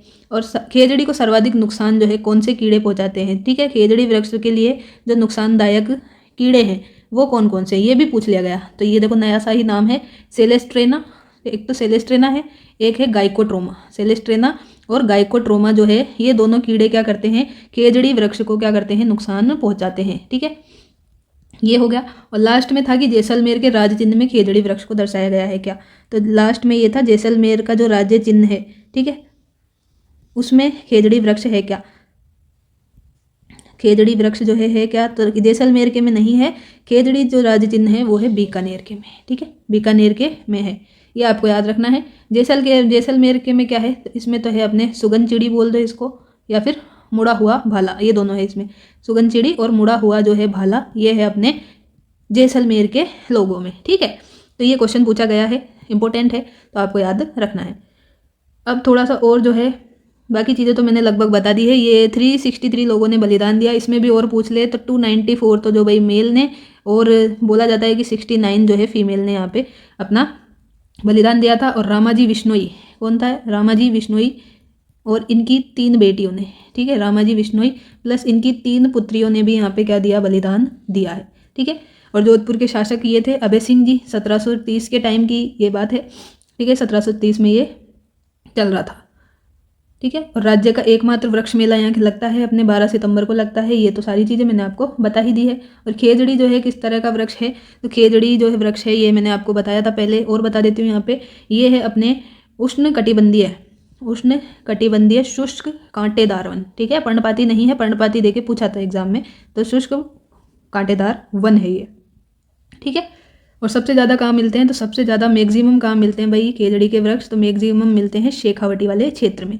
कहाँ पे मिलते हैं, शेखावटी क्षेत्र में मिलते हैं। और दशहरे के दिन इनकी पूजा भी करते हैं। क्या करते हैं, दशहरे के दिन खेजड़ी वृक्ष को क्या करते हैं, पूजा भी जाता है। ठीक है, इतना सब खेजड़ी के बारे में आपको याद होना चाहिए, बिल्कुल याद होना ही चाहिए। ठीक है, इससे कम में आपका काम नहीं चलने वाला है। तो खेजड़ी के बारे में मैंने सब कुछ आपको बता दिया है। अब जो है एक दो गार्डन है जो भी मैं आपको बता देती हूँ। तो एक तो है अपना क्या, बर्ड पार्क। ठीक है, पक्षियों के लिए पार्क जो है ये अभी खोला गया है, ये उदयपुर में। ठीक है, ये उदयपुर में खोला गया है बर्ड पार्क। पूछा गया क्वेश्चन ये है, या फिर पूछा जा सकता है। ठीक है, मुझे ध्यान नहीं आ रहा। फिर है ऑक्सीजन पार्क। क्या है, ऑक्सीजन पार्क। ये सब सुजस में दिया हुआ है इसलिए बता रही हूँ मैं। ऑक्सीजन पार्क कोटा में है। फिर किशनगढ़ पार्क, कौन सा है, किशनगढ़ डेजर्ट पार्क। ये कहाँ पे है बताओ फटाफट से, नहीं पता, तो ये है जयपुर में। कहाँ पे है, किशनगढ़ डेजर्ट पार्क, ये है जयपुर में। किशनगढ़ नहीं है ये, किशनगढ़ अजमेर में है। ठीक है, किशन बाग है। फिर बात करें जैव विविधता पार्क, बायोडाइवर्सिटी के लिए जो है पार्क, ये कहाँ पे बनाया गया, तो ये बनाया गया है अपने गमधर उदयपुर में। कहाँ पे, गमधर उदयपुर में ये बनाया गया है। फिर बात करें नेचर पार्क की, किसकी, नेचर पार्क की, तो नेचर पार्क है अपना चूरू में। कहाँ पे, चूरू में है ये। ठीक है, और सत्याग्रह उद्यान क्या है, सत्याग्रह उद्यान। सत्याग्रह उद्यान कहाँ पे है, ये है आउवा पाली में। कहाँ पे है, आउवा पाली में है। और विश्व वानिकी वृक्ष उद्यान, विश्व वानिकी दिवस मैंने अभी आपको बताया था कब मनाया जाता है, तो विश्व वानिकी जो वृक्ष उद्यान है ये कहाँ पे है, ये अपने जयपुर में है, झालाना जयपुर में। कब, कहाँ पे है भाई, झालाना जयपुर में है। और विश्व वानिकी दिवस मैंने अभी आपको बताया था कब मनाया जाता है, तो ये अगर याद नहीं आ रहा तो 21 मार्च को मनाया जाता है। ठीक है, हर्बल गार्डन की बात करें, हर्बल गार्डन जो है ये कहाँ पर है, तो हर्बल गार्डन है अपना लीला सेवड़ी। भाई नया सा नाम है, ये पूछ सकता है सुजस में, ये सारी चीज़ें हैं तो पूछ सकता है आपसे नया क्वेश्चन बनाने के लिए एग्जामिनर, पेपर को थोड़ा सा टफ बनाने के लिए।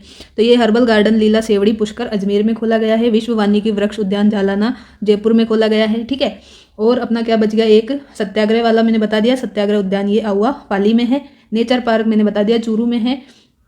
और अपना बचता है लास्ट में एक नौलखा किला स्मृति वन, यहाँ लिख देती हूँ नौलखा किला स्मृति वन, ये है अपने झालरापाटन में, झालरापाटन झालावाड़ में है ये। ठीक है, तो ये सारी चीज़ें हो गई अपनी कंप्लीट लगभग। ठीक है, बाकी इसमें कुछ प्रोग्राम्स वगैरह होंगे तो वो आप अपने स्तर पे देख लेना थोड़ा बहुत। ठीक है, बाकी मैंने लगभग चीज़ें आपको ये वनस्पति वाले पार्ट में करा दी है।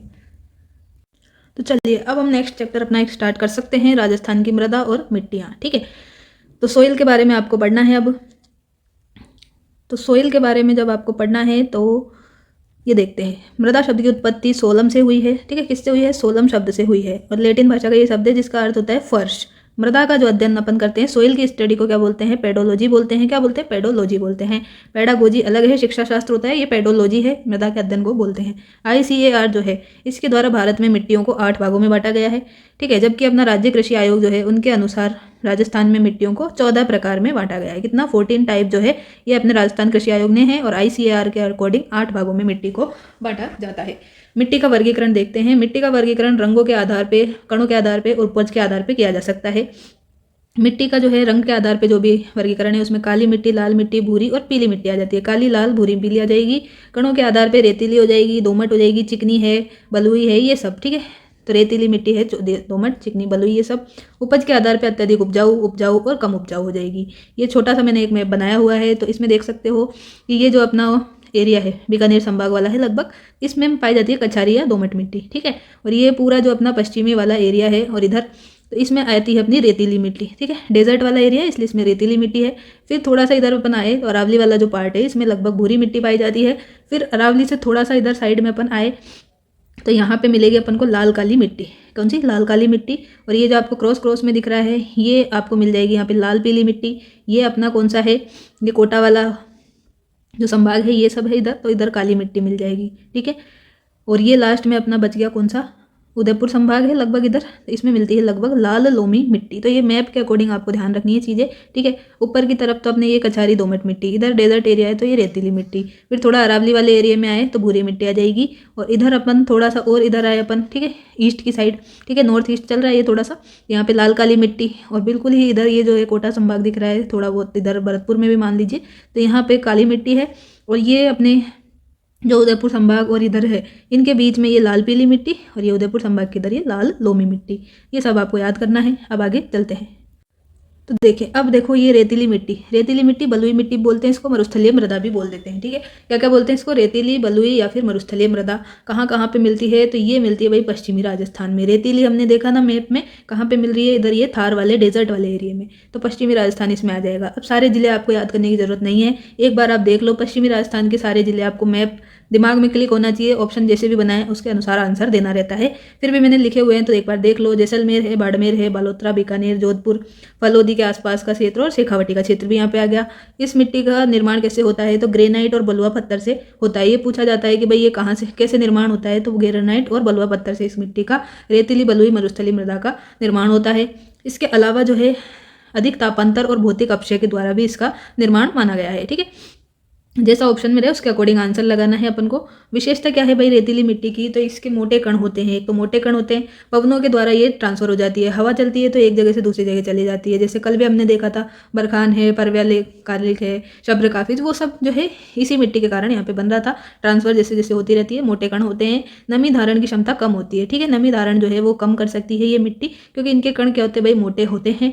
जल धारण क्षमता कम होती है। नाइट्रोजन और कार्बनिक लवणों की भी कमी होती है, नाइट्रोजन जो है वो इसमें कम मिलती है और कार्बनिक लवण भी कम होते हैं, इसलिए क्या होगा, ये कम उपजाऊ, नाइट्रोजन कम है इसलिए ये कम उपजाऊ है, ठीक है, और उपजाऊ तत्वों की मात्रा कम हो गई, ठीक है। कैल्शियम लवण की अधिकता है यहाँ पे, ठीक है, ये रेतीली मिट्टी हो गई। फिर लाल लोमी मिट्टी, लाल लोमी को अपन दोमट भी बोल देते हैं। तो लाल लोमी जो मिट्टी है ये कहाँ पे मिल रही थी, अपनी मैप के अकॉर्डिंग मैंने आपको बताया था, लाल मिट्टी जो है, लाल लोमी मिट्टी ये हमारे मिल रही थी लास्ट में, जो अपना ये मैंने बताया था उदयपुर संभाग, ठीक है, उदयपुर संभाग के जो जिले थे लगभग वहाँ पे मिल रही थी। तो ये उदयपुर हो गया, डूंगरपुर, सालुम्बर, बांसवाड़ा, चित्तौड़गढ़, प्रतापगढ़, ठीक है। तो आपको उदयपुर संभाग याद रखना है, मतलब दक्षिणी वाला एरिया याद रखना है, ठीक है। तो दक्षिणी संभाग में लाल लोमी मिट्टी, दोमट मिट्टी मिलेगी। राजस्थान के बांगड़ क्षेत्र में भी आप इसको देख सकते हैं, जैसे भी याद रहे आपको। निर्माण कैसे होता है, निर्माण होता है ग्रेनाइट, नीस और क्वार्टजाइट चट्टानों से। कैसे, ग्रेनाइट, नीस और क्वार्टजाइट चट्टानों से। जबकि हमने अभी ऊपर जस्ट देखा है कि मरुस्थलीय जो मिट्टी है, मतलब रेगिस्तानी मिट्टी, रेतीली मिट्टी, उसका निर्माण कैसे हो रहा है, ग्रेनाइट तो था, उसके साथ में ये नीस क्वार्टजाइट नहीं था, वहाँ पे था बलुआ पत्थर, ठीक है। यहाँ पे एग्जामिनर आपको क्या करता है, कंफ्यूज करता है, और एचएम सक्सेना में ये सब चीज़ें दी गई है तो वहाँ से वो पूछ सकता है आपसे, ठीक है। एचएम सक्सेना में भी दिया गया है, और आपकी जो राजस्थान अध्ययन की किताबें हैं उनमें भी ये सब चीज़ें दी गई है, तो इनको इग्नोर नहीं करना है आपको, इन्हीं पे ज़्यादा रिवाइज करना है। लास्ट टाइम पे भी, मैराथन के बाद में भी टाइम मिले तो आप इन्हीं को बार बार अपने नोट्स में रिवाइज करें, ठीक है। ग्रेनाइट और नीस क्वार्टजाइट चट्टान से कौन सी मिट्टी बनी है, लाल लोमी मिट्टी बनी है। फिर इसकी विशेषता क्या है, इसके कण भाई बारीक हैं, नमी धारण की क्षमता है इसमें, पोटाश और लोहे जो तत्व है, पोटाश और आयरन जो है ये इसमें ज़्यादा है, नाइट्रोजन और फास्फोरस तो इसमें भी कम है, ठीक है, नाइट्रोजन फास्फोरस इसमें भी कम है, इसलिए ये क्या है, थोड़ी सी वापस से कम उपजाऊ हो जाती है। लेकिन इसके कण क्या होते हैं, बारीक होते हैं, जबकि हमने देखा मरुस्थलीय रेतीली मिट्टी के कण मोटे होते हैं, ठीक है। नाइट्रोजन की कमी वहाँ पर भी थी, नाइट्रोजन के साथ कार्बनिक लवणों की थी, यहाँ पे फास्फोरस की है। पोटाश और आयरन इसमें लेकिन ज़्यादा है। लाल लोमी मिट्टी में नमी धारण ये कर सकती है, क्योंकि इसके कण बारीक है, वो मोटे कण थे इसलिए वो नमी धारण नहीं कर सकती थी, ठीक है। ये लाल लोमी दोमट मिट्टी हो चुकी है आपकी। अब काली मिट्टी जो है इसको ही वर्टिसोल कहते हैं, रेगुर मिट्टी कहते हैं। ये कहाँ पे मिलेगी, तो ये मिलती है राजस्थान के दक्षिण पूर्वी भाग में। दक्षिण पूर्वी, ये रहा आपका मैप, दक्षिण पूर्वी कहाँ है भाई मैप में, ये बताओ फटाफट से बताओ। तो दक्षिण पूर्वी ये तो साउथ, ये अपना क्या है, ईस्ट, तो ये वाला एरिया हो गया ना, ये वाला, तो इस एरिया में ही ये है अपने। तो इसमें क्या आता है, ये कोटा संभाग के सारे इसमें जिले आ जाएंगे, कोटा, बूंदी, बारां, झालावाड़, 4 जिले आते हैं कोटा संभाग में। तो दक्षिण पूर्वी भाग में भाई अपनी काली मिट्टी और कोटा संभाग, कितना बढ़िया है, याद करने में कोई दिक्कत नहीं। काली मिट्टी को लेकिन वर्टिसोल और रेगुर भी कहते हैं, ठीक है। तो अगर वर्टिसोल रेगुर दे दिया तो याद, आप अगर भूल जाए तो याद रखना भाई, काली का नाम ही तो है वर्टिसोल, और रेगुर मिट्टी कहाँ पे मिलेगी, ये जो अपना है दक्षिण पूर्वी वाला भाग यहाँ पे, ठीक है, कोटा संभाग में। विशेषता क्या है, विशेषता वही बारीक कण है, ठीक है, बारीक कण है, चीका प्रधान दोमट मिट्टी है, ठीक है। नमी धारण की क्षमता उच्च है, बारीक कण है इसलिए नमी धारण की क्षमता उच्च है। कैल्शियम और पोटाश की प्रधानता मिलेगी, कैल्शियम और पोटाश इसमें ज़्यादा मिलेगा। नाइट्रोजन की फिर से इसमें कमी है। कपास और नकदी फसलों के लिए ये उपयुक्त है, ठीक है। कपास और व्यावसायिक नकदी फसलों के लिए लेकिन ये उपयुक्त है। जैसे कि नकदी फसल में क्या क्या होते हैं जो अपन प्रॉफिट के लिए मतलब बेच देते हैं, उसको लगभग अपन नकदी फसल बोलते हैं। जैसे गन्ना, धनिया, चावल और सोयाबीन, ये सब इसमें आता है। निर्माण कैसे होता है भाई? काली मिट्टी का निर्माण होता है बेसाल्ट लावा चट्टान से, ठीक है। बेसाल्ट लावा से, आग्नेय चट्टान से, जैसा भी ऑप्शन में दे वैसा आपको कर देना है, ठीक है। बेसाल्ट लावा से, आग्नेय चट्टान से किसका निर्माण होता है? काली मिट्टी का निर्माण होता है, ठीक है। ठीक है, अब आगे देखते हैं अपन जलोढ़, कचारी या दोमट मिट्टी। जलोढ़ का नाम ही कचारी है, दोमट है, एलुवियल सोइल है, कांप भी है। इसका वितरण कहाँ पे है भाई? कहाँ कहाँ पे मिलेगी? तो जलोढ़, कचारी, दोमट मिट्टी कहाँ मिलेगी हमें? पूर्वी मैदान में, उत्तर पूर्वी मैदान में, ठीक है। ये अपना मैप है। उत्तर पूर्व कहाँ है? ये नॉर्थ है, ये ईस्ट है, तो उत्तर पूर्व ये वाला, ठीक है। उत्तर पूर्वी ये वाला हो गया। उत्तर पूर्वी में ये आगे देखो गंगानगर, हनुमानगढ़, अलवर, भरतपुर, धौलपुर, करौली, सवाई माधोपुर, दौसा, टोंक, ये सब, ठीक है। तो ये अपना वापस बना लेते हैं। ये है नॉर्थ, ये है ईस्ट, तो इधर आ गया अपना गंगानगर, हनुमानगढ़। फिर ये इधर अपना आया थोड़ा सा, तो इधर आ गया अपना अलवर वाला, अलवर, दौसा, जयपुर वगैरह। और इधर अपना भरतपुर संभाग का ये भरतपुर हो गया, धौलपुर हो गया, करौली, सवाई माधोपुर, ये सब इसमें आ चुका है, ठीक है। तो ऐसे आपको सारे ऐसे रट्टा नहीं मारने। अगर रट्टा मारने बैठोगे तो फिर तो हो गई आपकी तैयारी। रट्टे से चीज़ें नहीं चलती है। ज्योग्राफी में मैप आपके दिमाग में चलते रहना चाहिए, साथ साथ चलते रहना चाहिए, और क्वेश्चन देख के आपको चीज़ें रिकॉल होती जाएगी और आप सही कर लोगे। अगर मैप आपके दिमाग में नहीं है तो सबसे पहला काम आप मैप याद करने पर दें। मैप को बार बार बनाएं, जैसे भी है खाली मैप में भरें कि कौन से कहाँ पे हैं, जिले क्या है, किसको क्या बोलते हैं, ठीक है। वैसे अगर आप करोगे तो ज्योग्राफी में आपके नंबर जो है पूरे में से पूरे आएंगे, ठीक है। अगर आप इसमें मेहनत करोगे तो ये आपका साथ नहीं छोड़ेगी। जैसे मैथ सब्जेक्ट है, मैथ में आप प्रैक्टिस करोगे तो वो आपका साथ नहीं छोड़ती, आपको पूरे या तो फुल मार्क्स दिला के जाएगी, या फिर आप क्वेश्चन स्किप कर दो, या आपने कोई गलती की है, ठीक है। और ऐसे ही ज्योग्राफी है। ज्योग्राफी में भी अगर आपने मैप वगैरह देख लिया है, कैलकुलेशन कर ली है, तो आंसर आपका ठीक ही आएगा। जैसे कि भाई हिस्ट्री में और कल्चर में, इनमें थोड़ा सा हमें फैक्ट ज़्यादा रटने पड़ते हैं, ठीक है। कहीं से भी कुछ भी पूछ सकते हैं, तो उनकी तरह ये जो है ये दोनों सब्जेक्ट आपके नहीं निकलेंगी, आपको प्रॉफिट ही दे के जाएंगी। और अगर आपको कोई सा भी एग्ज़ाम क्रैक करना है तो आपको आपकी ज्योग्राफी, ठीक है, ज्योग्राफी तो अच्छी करनी ही पड़ेगी, राजस्थान ज्योग्राफी कम से कम, ठीक है। इसके बाद में आप हिस्ट्री कल्चर पे भी काम कर सकते हो। और अगर कहीं पे मैथ आती है, साइंस आती है, तो मैथ साइंस को भी आप ज़्यादा से ज़्यादा समय दें। मैथ, साइंस, हिंदी, इंग्लिश, ये सब्जेक्ट ऐसे हैं कि ये आपको नंबर दे के जाएंगे, नंबर आपके कम नहीं होने देंगे, ठीक है। ये नंबर एक तरह से बूस्ट करेंगे, और ज़्यादातर बच्चों के अच्छे रहते हैं, इसलिए उनका सिलेक्शन हो जाता है। अगर आप इन पर ध्यान नहीं देते तो फिर आपका सिलेक्शन होने में टाइम लगेगा, ज़रूर लगेगा, ठीक है। तो जो हमें ऐसा नहीं है कि हमें थ्योरेटिकल एग्जाम देना है, हमें ऑप्शन वाले एग्ज़ाम है, मतलब अपने MCQ वाले, तो हमें उसके अकॉर्डिंग तैयारी करनी है। चलो, जलोढ़, कछारी और दोमट मिट्टी है, ये मैंने बता दिया भाई। उत्तर पूर्वी मैदान भाग में मिलेगी। मैप से ये सारे जिले आपको याद हो चुके हैं। विशेषता क्या है भाई? इसकी विशेषता है नमी धारण करने की क्षमता उच्च होती है, ठीक है। उच्च होती है नमी धारण करने की क्षमता। कैल्शियम और फॉस्फेट की कमी होती है भाई। अब इसमें क्या हो गया? कैल्शियम और फॉस्फेट की कमी हो गई, और नाइट्रोजन की क्या हो गई? कमी। नाइट्रोजन की इसमें भी क्या है? कमी ही है, या अधिकता नहीं है, ठीक है। फिर भी ये क्या है? थोड़ी सी उपजाऊ है। चूना, फास्फोरस, पोटास, लोहांस क्योंकि इसमें पर्याप्त मात्रा में मिलते हैं। नाइट्रोजन की कमी है, लेकिन इसमें चूना, फास्फोरस, पोटास, लोहांस ये सब पर्याप्त मात्रा में है। और नाइट्रोजन की कमी को भी अपन थोड़ा बहुत पूरा कर सकते हैं, ठीक है, उर्वरक वगैरह डाल के। इसलिए ये मिट्टी अपनी उपजाऊ हो जाती है, और इसमें अपन बहुत सारी चीज़ें उगा सकते हैं। तो ये हल्के भूरे लाल रंग की होती है, और रेतीली दोमट का ही एक टाइप का प्रकार है ये, ठीक है। रेतीली दोमट जो मिट्टी है उसी का एक पर्टिकुलर टाइप भी इसको बोल सकते हो आप, जलोढ़ मिट्टी को। इसमें हम गेहूँ, सरसों, कपास और तंबाकू ये सब उगा सकते हैं। क्या क्या? गेहूँ, सरसों, कपास, तंबाकू, ये उगाने के लिए ये मिट्टी बहुत ही बढ़िया मानी जाती है। अब थोड़ा सा यहाँ पे आपको दिखने में प्रॉब्लम हो सकती है, ठीक है, तो थोड़ा सा मैनेज करके चलें, जो मैं बोलूँ उसको ध्यानपूर्वक सुने। मिश्रित लाल काली मिट्टी। मिश्रित लाल काली मिट्टी जो है ये उदयपुर, चित्तौड़गढ़, डूंगरपुर, बांसवाड़ा, वही अपना कौन सा? दक्षिण वाला, ठीक है, साउथ वाला जो जोन है वहाँ पे मिलेगी मिश्रित लाल काली मिट्टी। उदयपुर, चित्तौड़, डूंगरपुर, बांसवाड़ा सारे साउथ के। ये प्रतापगढ़, सलूम्बर ये भी इधर थोड़ा आएंगे तो ये अपना भीलवाड़ा, शाहपुर आ जाएगा, ठीक है। इनमें ये मिश्रित लाल काली मिट्टी है। इसमें क्या होता है? तो इसमें चूना, नाइट्रोजन, फास्फोरस इनकी तो कमी मिलती है। क्या क्या कम हो गया भाई? सभी कम हो गया। चूना भी कम, नाइट्रोजन भी कम, फास्फोरस भी कम। बस क्या बचा? पोटाश ही पर्याप्त मात्रा में है इसमें। और इसको क्या कहते हैं? उपजाऊ मिट्टी है ये। और इसमें कपास, गन्ना, मक्का इन सब की खेती कर सकते हैं, ठीक है। कपास, मक्का और गन्ना की खेती यहाँ पे इनमें कर सकते हैं। और चीका की इसमें अधिकता होती है। किसकी अधिकता होती है? चीका की अधिकता होती है, चिकनी होती है ये, ठीक है। और मिश्रित लाल पीली मिट्टी, ये लाल काली थी भाई, अब लाल पीली है मिश्रित। ये लाल पीली कहाँ पे मिलेगी? तो लाल पीली जो है ये अपने वही अपना भरतपुर संभाग वाले आ जाएंगे इसमें, और थोड़ा बहुत नॉर्थ वाला भी आ जाएगा, ठीक है, नॉर्थ ईस्ट।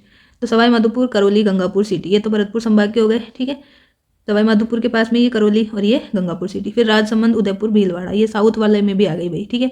तो ये साउथ वाले में भी है, और ये अपना अजमेर, केकड़ी, ब्यावर, सिरोही। तो इसको थोड़ा अलग याद करना है, इसको अपन ये नॉर्थ ईस्ट से याद नहीं कर सकते सिर्फ, ठीक है। सवाई माधोपुर, करौली, गंगापुर सिटी है। फिर ये अपने साउथ वाले हो गए तीनों, राजसमंद, उदयपुर, भीलवाड़ा, और ये है अजमेर, केकड़ी, ब्यावर और सिरोही। 3-3 के ग्रुप में बांट के आप याद कर लेना, इसको याद हो जाएगी। लाल पीली मिट्टी है, ठीक है। और विशेषता क्या है, कम उपजाऊ है ये, चूना और नाइट्रोजन की कमी है। निर्माण कैसे होता है, ग्रेनाइट और शिष्ट नीच चट्टानों से, ठीक है।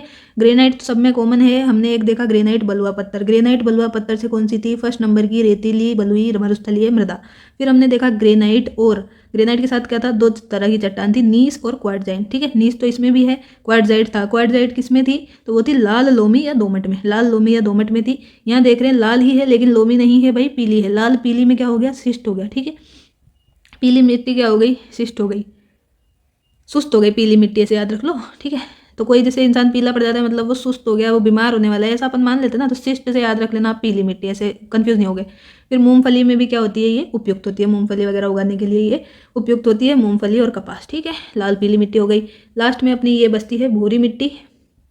3 मिट्टी और हैं, भूरी मिट्टी, लवणीय मिट्टी और ये पर्वतीय मिट्टी। तो भूरी मिट्टी जो है ये अपने मिलेगी बनास नदी के अपवाह क्षेत्र में, जहाँ जहाँ बनास नदी जा रही है, अपवाह नदी क्षेत्र उसका, जैसे भीलवाड़ा में है, अजमेर, टोंक, केकड़ी, ब्यावर, शाहपुरा, राजसमंद, सवाई माधोपुर।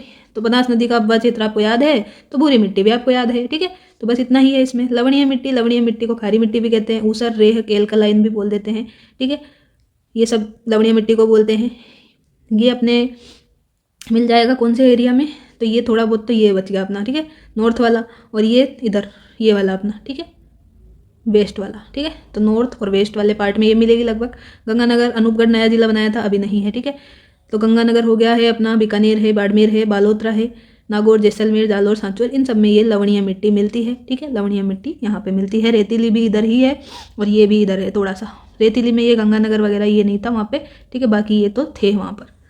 पर्वतीय मिट्टी अरावली पर्वतमाला के पास में मिलती है, और इसका क्षेत्र क्या है, तो सिरोही, उदयपुर, पाली, अजमेर, ये सब है इसमें, ठीक है। पर्वतीय मिट्टी जहाँ जहाँ अरावली पर्वतमाला वहाँ है पर्वतीय मिट्टी, बस। अब राज्य कृषि विभाग के अनुसार मृदा को जो है भाई 14 टाइप में जो बांटा है वो आपको याद करना है, ठीक है। कृषि विभाग के अनुसार आपको याद करना है। अभी हमने देखा जो वो क्या था, वो हमने देखा ICAR के अनुसार, ठीक है। ICAR ने जो 8 तरह की मिट्टियों को बांटा वो हमने देखा। अब जो राजस्थान का कृषि विभाग है उसके अनुसार बांटा है 14 भागों में। 14 भागों में कौन सा, केलसी ब्राउन अपने जैसलमेर बीकानेर वाले एरिया में, ठीक है, जैसलमेर बीकानेर में मिलती है। Non Kelsey brown Jaipur, Sikar, Jhunjhunu, Nagaur, Ajmer, Alwar में मिलती है। कहाँ पे, जयपुर, सीकर, झुंझुनू, नागौर, अजमेर और अलवर में नॉन केलसी ब्राउन मिलती है। ग्रे ब्राउन मिलती है जालोर, पाली, नागौर, अजमेर, सिरोही में, ठीक है। अब इसमें कुछ कुछ जिले कॉमन भी हो सकते हैं, जैसे यहाँ पे नागौर अजमेर है, नॉन केएलसी ब्राउन में भी यहाँ पे भी नागौर अजमेर है, ठीक है ना। तो कन्फ्यूज नहीं होना भाई, कॉमन है तो याद करने ही पड़ेंगे ये तो केएलसी ब्राउन हो गई, नॉन केएलसी ब्राउन, और ये ग्रे ब्राउन में क्या है, जालोर, पाली, नागौर, अजमेर, सिरोही। नवीन जलोढ़ है अलवर, भरतपुर, सवाई माधोपुर और जयपुर में। रेवरिया मिट्टी ये है गंगानगर में, रेवरिया भी गंगानगर में, साई रोजेक्स भी गंगानगर में। और जिप्सी फेरस पूछ ले तो जिप्सी फेरस है अपने बीकानेर में। पर्वतीय अपनी है उदयपुर और कोटा में, ठीक है। तो 8 तो ये हो गए अपने। इसके अलावा मरुस्थल और बालू का स्तूप जो है ये जोधपुर, बाड़मेर, जैसलमेर, बीकानेर में पश्चिमी वाले एरिया में ये मरुस्थल बालू का स्तूप। पीली भूरी मृदा वापस इधर आ जाओ, जयपुर, टोंक, सवाई माधोपुर, भीलवाड़ा, चित्तौड़, उदयपुर, ठीक है। पीली भूरी मृदा यहीं पर है। नवीन भूरी मृदा भीलवाड़ा में है और अजमेर में है, ठीक है, भीलवाड़ा और अजमेर में है नवीन भूरी मृदा। लाल लोमी मृदा ये है डूंगरपुर, बांसवाड़ा में। काली गहरी मध्यम मृदा ये है कोटा, बूंदी, भीलवाड़ा, चित्तौड़, भरतपुर और झालावाड़। हाड़ौती क्षेत्र में तो है ही, कोटा, बूंदी हो गया अपना, झालावाड़ हो गया। इसके अलावा भाई भीलवाड़ा चित्तौड़ अलग से याद करना पड़ेगा आपको, ठीक है। मरुस्थली मृदा गंगानगर हो गया, चूरू हो गया, बीकानेर हो गया। ये तो सब अपने ऊपर की तरफ के नॉर्थ वाले हो गए। फिर झुंझुनू बच गया, इधर जैसलमेर आ गया, जालोर, बाड़मेर, नागौर, ये थोड़े थोड़े अपने पश्चिमी राजस्थान वाले, और झुंझुनू अलग से याद कर लेना, मरुस्थली मृदा। अब देखते हैं राजस्थान की मिट्टियों का वैज्ञानिक वर्गीकरण, साइंटिफिक जो क्लासिफिकेशन है वो कितने टाइप में, 5 भागों में। बेस किसको रखा, मृदा के कणों को, जो महीन कण हैं, मोटे कण हैं, उसके आधार पर इसको डिवाइड किया गया। राजस्थान की मिट्टियों का साइंटिफिक जो है वर्गीकरण है ये। इसमें देखते हैं 5 भाग कौन कौन से हैं। तो पहला भाई एंटीसोल, दूसरा एरिडीसोल, तीसरा इंसेप्टी, चौथा एल्फी और लास्ट में है वर्टिसोल, ठीक है। तो ये हमने वैज्ञानिक नाम लिखे। यहाँ पे एरिया है, यहाँ सामान्य मिट्टी और जलवायु, ठीक है। तो एंटीसोल जो है ये पश्चिमी मरुस्थल में पाई जाएगी, ठीक है। तो कल भी मैंने बताया था कि पश्चिमी मरुस्थल में जाने से क्या हो गया, आंटी जी की एडी सूख गई, ठीक है। तो वैसे ही ये एनटी, एरिडी, थोड़ा थोड़ा ही अंतर है। ये देखो ये भी पश्चिमी मरुस्थल में ही है, ये भी अर्ध शुष्क मरुस्थल में ही है, तो दोनों साथ में याद करनी है। आंटी जी की क्या सूख गई, ये तो आंटी है, ये एडी है, ठीक है, ऐसे याद कर लेना आंटी और एडी। आंटी जी की एडी सूख गई कहाँ पे, पश्चिमी मरुस्थल क्षेत्र में, ये आपको याद रखना है, ठीक है। यहाँ पे कौन सी मिट्टी मिलेगी पश्चिमी मरुस्थल में, एनटी के लिए मरुस्थलीय रेतीली मिट्टी मिल जाएगी, ठीक है। और जलवायु तो शुष्क जलवायु, एरिडी सोल में अर्ध शुष्क मरुस्थल है, यहाँ पे पीली भूरी बलुई मिट्टी मिलेगी, कौन सी, भूरी बलुई मिट्टी और सिरोजम मिट्टी मिलेगी। शुष्क और अर्ध शुष्क भी क्षेत्र यहाँ पे आ गए, यहाँ सिर्फ शुष्क था, यहाँ अर्ध शुष्क भी आ चुका है, ठीक है, इतना अंतर है यहाँ पे। और इंसेप्टी, अब इंसेप्टी सोल जो है ये मिलेगी अपने अरावली वाले क्षेत्र में, ठीक है, इंसेप्टी सोल मिलेगी अरावली वाले क्षेत्र में। यहाँ पे लाल लोमी और पर्वतीय मिट्टी मिलती है, अर्ध शुष्क के साथ आर्द्र जलवायु यहाँ पे मिल जाती है। एल्फी सोल जो है ये मिलती है पूर्वी राजस्थान में, कहाँ पे, पूर्वी राजस्थान में मिलती है, पूर्वी राजस्थान में अपने जयपुर, दौसा, अलवर, इन क्षेत्रों में ज़्यादा मिलती है एल्फी सोल, ठीक है। जलोढ़ मिट्टी और लाल जो मिश्रित मिट्टी है उनका यहाँ पे देखा जाता है। आर्द्र के साथ में उपाद्र जलवायु यहाँ पे मिलती है एल्फी सोल में, ठीक है। तो एल्फी सोल जो है एल्फा बनाने के लिए आपको ऐसे लिखना पड़ेगा, तो ऐसे अगर आपको लिखना है तो इसमें ये पै लिख दो, ठीक है, पूर्वी में आपको एल्फा बनाया और ये पै लिख दिया तो पूर्वी बन गया ना आपका, पूर्वी राजस्थान, बस इतना याद करो। थोड़ा बहुत आप ना खुद का दिमाग भी लगाया करो कि शब्दों के साथ कैसे खेलें, शब्द में ही आंसर छिपा रहता है। थोड़ा सा अगर आप टाइम दोगे तो आपको सब चीज़ें याद होती जाएंगी खुद ब खुद, ज़्यादा रटने की आवश्यकता ही नहीं पड़ेगी। तो एल्फी सोल जो है ये पूर्वी राजस्थान में हो गया, जलोढ़ मिट्टी, लाल मिश्रित मिट्टी, आर्द्र के बाद में अब उपाद्र भी आ गई। वर्टिसोल तो वही है अपने हाड़ौती के पठार में, यहाँ पे काली रेगुर मिट्टी कहते हैं वर्टिसोल को, वही है हाड़ौती के पठार में, वही कोटा बूंदी बारावा झालावाड़ वाला क्षेत्र, काली मिट्टी आ गई, आर्द्र के साथ में अति आर्द्र जलवायु आ गई, ठीक है। अब यूएसडी की फुल फॉर्म पूछ ले तो United state department of agriculture, ये आपको ध्यान रखना है, ठीक है। तो ये सारा का सारा अपन ने देख लिया मिट्टियों के बारे में, ठीक है। इनमें से एक ना एक क्वेश्चन आपसे पूछ सकता है। अब मृदा की समस्याएं और उपाय, तो मृदा संरक्षण भी आपके टॉपिक दिया है तो वो भी देख लेते हैं। तो मृदा समस्या क्या है और उपाय देखते हैं इनके। तो ये समस्या तो ये है कि अवकर्षण और लवणता ये दोनों गुण पाए जाते हैं। अवकर्षण क्या है कि मिट्टी की उत्पादन क्षमता इसमें कम होती जाती है। उपाय क्या है इसका, उपाय है कि इसमें अपन ऑर्गेनिक जो खाद है वो डाल सकते हैं, ठीक है। जैविक खाद जो है अपने जो गाय है, भैंस है, बकरी है, उनके अपशिष्ट से जो भी खाद बनती है खाने की जो भी है उनसे हम बायोलॉजिकल जो और ऑर्गेनिक खाद बना सकते हैं, उसका यूज करके मिट्टी में जो भी पोषक तत्व की कमी है वो पूरी कर सकते हैं। लवणीयता क्या है, अत्यधिक सिंचाई के कारण भूमि की ऊपरी परत की लवण की एक परत जम जाना। ज़्यादा अगर अपन ने सिंचाई कर दी, किसी खेत में ज़्यादा पानी दे दिया तो फिर क्या हो जाता है, जो ऊपर की जो परत है मिट्टी की ज़मीन की, उसमें क्या हो जाता है, लवण की परत जम जाती है। तो उससे क्या होता है, फिर जो भी अगर हम उगाते हैं तो वो चीज़ें नहीं उग पाती है, ठीक है। तो लवणीयता और अवकर्षण ये दोनों क्या है, प्रॉब्लम है। इनके सॉल्यूशन के लिए हमें कुछ उपाय करने चाहिए, जो कि देखते हैं नेक्स्ट, ठीक है। तो ये है हमारे नेक्स्ट पार्ट जो कि उपाय है। उपाय में देखना है रॉक फॉस्फेट की खाद का अपन यूज़ कर सकते हैं। तो क्या कर सकते हैं, रॉक फॉस्फेट की खाद का यूज। दूसरा, गोबर की खाद या ग्वार या ढेंचा का प्रयोग कर सकते हैं। ग्वार या ढेंचा का प्रयोग कर सकते हैं, गोबर की खाद डाल सकते हैं, रॉक फॉस्फेट की खाद डाल सकते हैं। इसके बाद में सुबबूल जो है ये उगा सकते हैं। ये इजराइल से लाए गए पेड़ थे, ठीक है, सुबबूल उगा सकते हैं। और क्या कर सकते हैं, मृदा अपरदन, ये क्या है भाई, ये प्रॉब्लम है। मृदा अपरदन, कृषि का क्षय रोग, कृषि का पहला शत्रु, ये सब क्या है, प्रॉब्लम्स हैं। कैसे कैसे हो सकती है मृदा अपरदन, 3 तरीके से। क्षैतिज या परत, ये तो कैसे होता है, वायु के द्वारा। लंबवत या अवनलिका, ये होता है जल से। और चद्दर अपरदन, ये भी जल से होता है। क्षैतिज वाला जो है ये वायु द्वारा होता है। ये सबसे ज़्यादा कहाँ होगा, डेजर्ट वाले एरिया में, जैसलमेर में। लंबवत या अवनलिका जो है ये कहाँ पे, सवाई माधोपुर और करौली में। चद्दर अपरदन जो है ये पानी से होता है, ये सिरोही राजसमंद में। चौथी प्रॉब्लम है अम्लता और क्षारीयता। लवणता देख लिया, अम्लता क्षारीयता भी है।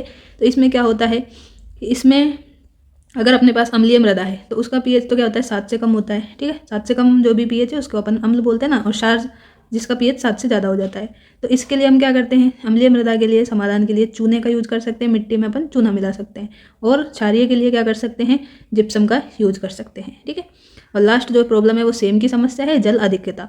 तो जो IGNP है अपना इंदिरा गांधी नहर प्रोजेक्ट, उसके द्वारा जो सिंचित क्षेत्र है उसमें क्या होता है, खेतों में भूमिगत जलाक्रांति। मतलब क्या है, सीधा सा ये है कि इंदिरा गांधी नहर प्रोजेक्ट जो है उसके पास में जो भी एरिया है, जो भी खेत वगैरह हैं, जो भी एरिया है, वहाँ पे क्या है, पानी की बहुत ज़्यादा क्या है, मात्रा है, खेतों में बहुत ज़्यादा पानी वगैरह देते रहते हैं लोग बाग, तो उससे क्या हो जाता है, भूमि में दलदल जैसी भूमि हो जाती है, तो उसको क्या कहते हैं, सेम की समस्या कहते हैं। तो इससे प्रभावित क्षेत्र कौन से हैं, तो प्रभावित क्षेत्र है गंगानगर, हनुमानगढ़ का बड़ोपल। सबसे ज़्यादा समस्या बड़ोपल हनुमानगढ़ में है और गंगानगर में भी देखी जाती है। उपाय क्या है, उपाय है कि भाई यहाँ पे आप क्या करो, सफ़ेदा के वृक्ष लगाओ, सफ़ेदा के वृक्ष लगाओ, और ड्रिप जो इरीगेशन सिस्टम है, बूंद बूंद सिंचाई, वो यूज़ करो, और जिप्सम अमोनिया सल्फेट का भी यूज़ करो। ठीक है, तो ये सेम की समस्या से लिए है, सफ़ेदा का पेड़ लगाओ, ड्रिप इरिगेशन और जिप्सम अमोनिया का सल्फेट का यूज़ करो।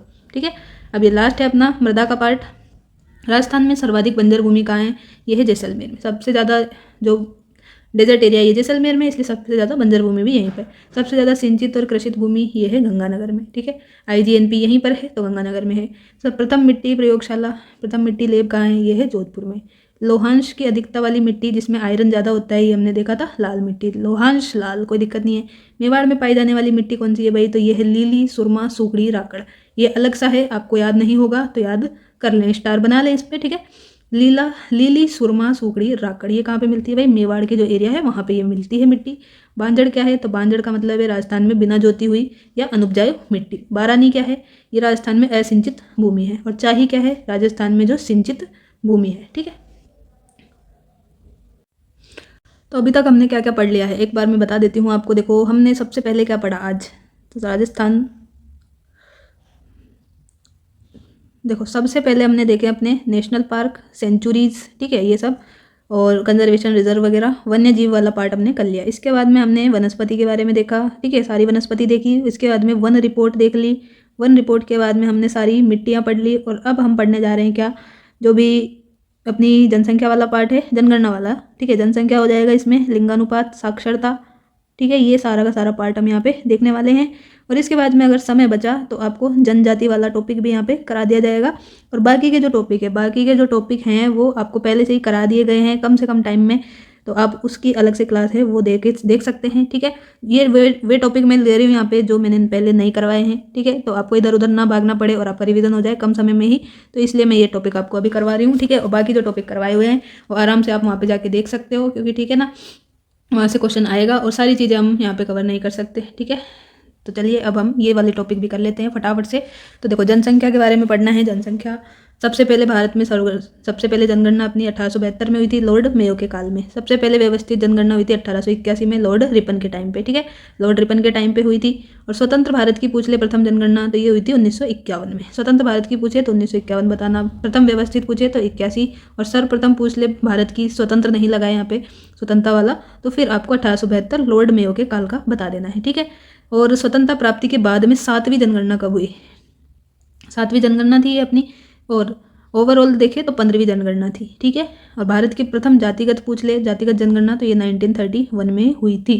ठीक है, और विश्व जनसंख्या दिवस, तो विश्व जनसंख्या दिवस पूछ सकता है, 11 जुलाई को मनाते हैं। 2011 की जो जनगणना हुई उस समय रजिस्ट्रार जनरल कौन थे, तो C चंद्रमौली थे। 15वीं जो जनगणना है अपनी 2011 वाली, इसमें जनगणना संबंधित कार्य जो है ये कौन किया, तो जनगणना निदेशालय जयपुर के द्वारा। स्लोगन क्या रहा, तो स्लोगन रहा हमारी जनगणना हमारा भविष्य। थीम क्या रही, राजस्थान राज्य की जनगणना, राज्य द्वारा राज्य के लिए। पहली बार जो है किन्नर, उनको भी मेल कैटेगरी में शामिल किया गया। जनगणना 2011 प्रति व्यक्ति खर्च कितना आया, 18.19 रुपये। जनगणना जो है अपने संघ सूची का विषय है। ठीक है, कौन सी, यूनियन लिस्ट का ये क्या है, एक विषय है जनगणना। देश में राजस्थान का कौन सा स्थान है भाई, तो राजस्थान का 8वां स्थान है। ठीक है, 8वां स्थान है, पहले था, और अभी 2 जून 2014 को क्या हो गया, ये क्या हो गया, 7वां स्थान यहाँ पे हो गया अपना। ठीक है, और देश की जनसंख्या का 5.66% है अपना यहाँ पे। ठीक है, और विश्व की कुल जनसंख्या का 1% है। पहले स्थान पे कौन है, उत्तर प्रदेश। ठीक है, अब देखते हैं ये टेबल में क्या लिखा हुआ है भाई। यहाँ ईयर है, यहाँ 2001 की जनगणना, यहाँ 2011 की। तो टोटल पॉपुलेशन 2001 में कितनी थी, 2001 में ये थी 5.65 करोड़। ठीक है, 2011 में कितनी हो गई, 6.65 करोड़ के लगभग। ठीक है, वृद्धि कितनी हुई, तो यहाँ पे 28.4 थी, यहाँ पे 21.3%। ठीक है, यहाँ पे 21.3% हो गई। और लिंगानुपात यहाँ पे 921 था, यहाँ पे हो गया अपना 928। कितना, 928 हो गया यहाँ पे। घनत्व की बात करें 165 था, 165 से जंप करके डायरेक्ट 200 हो गया घनत्व। डेंसिटी, साक्षरता लिटरेसी की बात करें तो 60.4 से बढ़ के 67.1 हो गई ओवरऑल। मेल लिटरेसी की बात करें तो पढ़े लिखे पुरुषों की प्रतिशत 75.7 था, और ओवरऑल मतलब 2011 में था 79.5 2%। फीमेल की बात करें तो 43.9 था और यहाँ पे बढ़ गया है 52.1। तो यहाँ पे स्थिति सुधरी है मेल में भी फीमेल में भी, ठीक है। और ऑल ओवर भी 66%। घनत्व भी बढ़ा है, 200 हो गया है। ये लिंगानुपात भी बढ़ा है, ये 7 बढ़ा है, 228 हो गया, ठीक है। अब थोड़ा सा और आगे चलते हैं। तो सबसे ज़्यादा जनसंख्या वाले जिले अब अपन देखते हैं। तो इसकी भाई ये ट्रिक है, मैंने तो ऐसे ही याद किया है, तो आपको भी अगर अच्छी लगे तो आप ऐसे याद करें, और जो पहले से याद है तो वो उसी से याद करें, ठीक है। बाद में अभी एंड टाइम पे अपनी ट्रिक को चेंज ना करें। तो ट्रिक है भाई, जय और जोधा वरना से कहाँ गए, उदयपुर गए। कहाँ गए, जय और जोधा वरना से उदयपुर गए। जय से हो जाएगा अपना जयपुर, और से कुछ भी नहीं है। जोधा से है जोधपुर, वरना से है अपना अलवर, ठीक है। जहाँ जहाँ वर आएगा उसका मतलब आपको अलवर समझना है, ठीक है। अलवर हो गया वरना से, ना से हो जाएगा नागौर, से कुछ नहीं है, उदयपुर से उदयपुर है, ठीक है। अब जयपुर जो है इसकी जनसंख्या कितनी है, तो इसकी जनसंख्या है भाई 66,26,178, ठीक है। तो ये है जनसंख्या। और पूछ लेता है कि राजस्थान में 50 लाख से जनसंख्या वाला जिला कौन सा है, तो जयपुर बता देना है। और राज्य की कुल 9.9% जनसंख्या जो है जयपुर में ही निवास करती है, ठीक है। जयपुर में निवास करती है, 66 लाख के लगभग है। 50 लाख से ज़्यादा वाला जिला पूछे तो जयपुर बता देना है। बाकी में कम है 50 से, देखो जोधपुर में 36 लाख ही है, अलवर में 36 है, ठीक है। नागौर में 33 ही रह गए, और उदयपुर में 30 लाख के लगभग है। तो जय और जोधा वरना से कहाँ गए, उदयपुर। तो ये आपको याद हो चुके हैं सर्वाधिक मैक्सिमम वाले। अब मिनिमम वाले देखें तो मिनिमम वाले देख रहे हैं अपन। मिनिमम में याद रखना है, जैसे ही प्रताप सर ने बूंदी रायता देने से मना किया, वैसे ही क्या हो गया, सबको गुस्सा आ गया। ऐसे आप याद कर लो। तो जैसे ही प्रताप सर ने क्या किया, बूंदी रायता देने से मना किया, ठीक है। तो इससे आपको याद रह जाएगा। और एक सब ऐसे भी याद करते हैं, कैसे याद करते हैं, ये मैंने लिखा हुआ है दूसरी भी। जेपी सर क्या हो गए, बुरा मान गए। जेपी सर क्या हो गए, बुरा मान गए। ऐसे भी याद करते हैं कई लोग, तो वैसे भी ठीक है। जैसे आपका जैसलमेर होगा, पी से आपका हो जाए प्रतापगढ़, ठीक है। सर से सिरोही, बू से बूंदी से आपका बूंदी, और रा से रायता, मतलब ये राजसमंद। जैसे भी याद रहे, जेपी सर बुरा मान गए, या जैसे ही प्रताप सर ने बूंदी रायता देने से मना किया, जैसे भी आपको ठीक लगे वैसे आप याद करो, कोई दिक्कत नहीं है। जैसलमेर का जो है कितनी जनसंख्या रहती है, लगभग 6.70 लाख जनसंख्या रहती है। प्रतापगढ़ में 8.68, सिरोही में और बढ़ जाएगी 10 लाख के करीब हो गई, बूंदी में 11 लाख हो गई, राजसमंद में 11.57 लाख।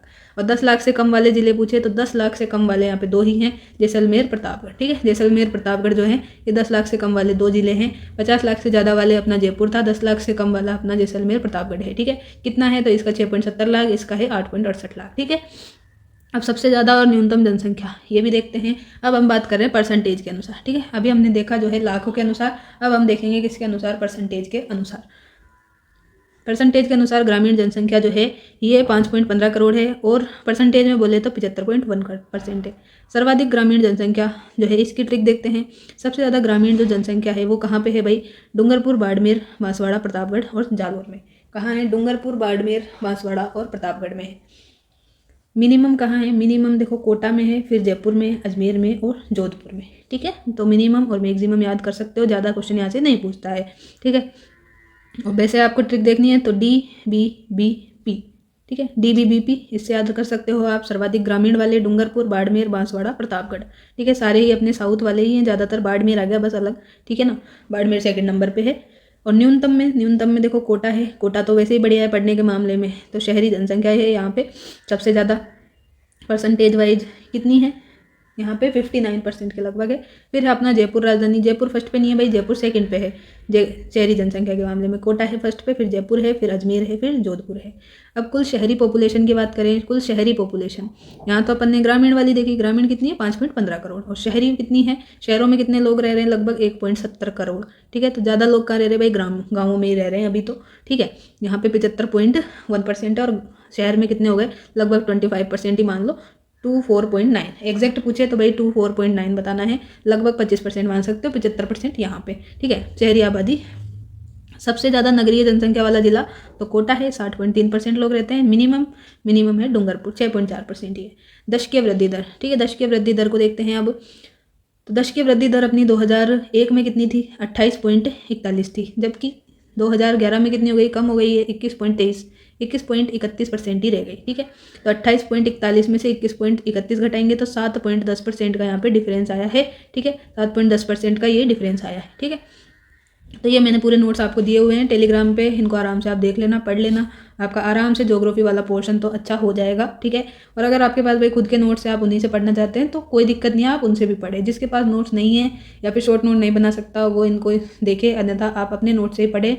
कोई ऐसा नहीं है कि आप मेरे नोट से नहीं पढ़ेंगे तो आपका सिलेक्शन नहीं होगा। आपका सिलेक्शन होगा, आपकी मेहनत से होगा। मैं तो आपके लिए बस थोड़े से प्रयास कर रही हूँ, जो अगर थोड़ी सी भी हेल्प मिलती है 1% भी, तो बस हमारा तो उससे ही काम चल जाएगा। ठीक है, आप इसको अप्रिशिएट करें ना करें, आपका सिलेक्शन हो जाए बस वही अपने लिए तो काफ़ी है। ठीक है, तो जनसंख्या की कमी देखते हैं। जनसंख्या की कमी का कौन से दशक में हुई सबसे ज़्यादा? तो 1911 से 21 वाले दशक में, 11 से 21 वाले दशक में हुई। कितनी हुई? 6.29% की कमी हुई। क्यों हुई? क्योंकि इस टाइम पे अकाल और महामारी जो है ये चल रहा था। ठीक है, सबसे ज़्यादा कमी हुई 11-21 के समय में। वृद्धि कब हुई सबसे ज़्यादा? तो 71-81 के टाइम पे। ठीक है, 71-81 के टाइम पे 32.97% के लगभग यहाँ पे जनसंख्या की वृद्धि हो गई अचानक से ही। ठीक है, और कमी सबसे ज़्यादा यहाँ पे हुई है 11-21 में। अब सबसे ज़्यादा जो है दशकीय वृद्धि वाले अपन ये देखते हैं जिले, तो इसमें है सबसे ज़्यादा वाले। तो सबसे ज़्यादा में याद करना है 10 बजे क्या करना है, जॉब पर जाना है। अब आपकी सबकी जॉब लग जाएगी तो ज़्यादातर भाई क्या रहता है, वैसे तो स्कूल का टाइम तो चेंज होता रहता है, पर अगर आप किसी और एग्जाम की तैयारी कर रहे हो तो 10 बजे ऑफिस टाइम रहता है। तो 10 बजे क्या करना रहेगा, आपको जॉब पे जाना पड़ेगा। ठीक है, 10 बजे जॉब पर जाओ। ठीक है, उससे क्या याद रखना है, दशकीय वृद्धि दर। तो 10 बजे जॉब पर जाओ।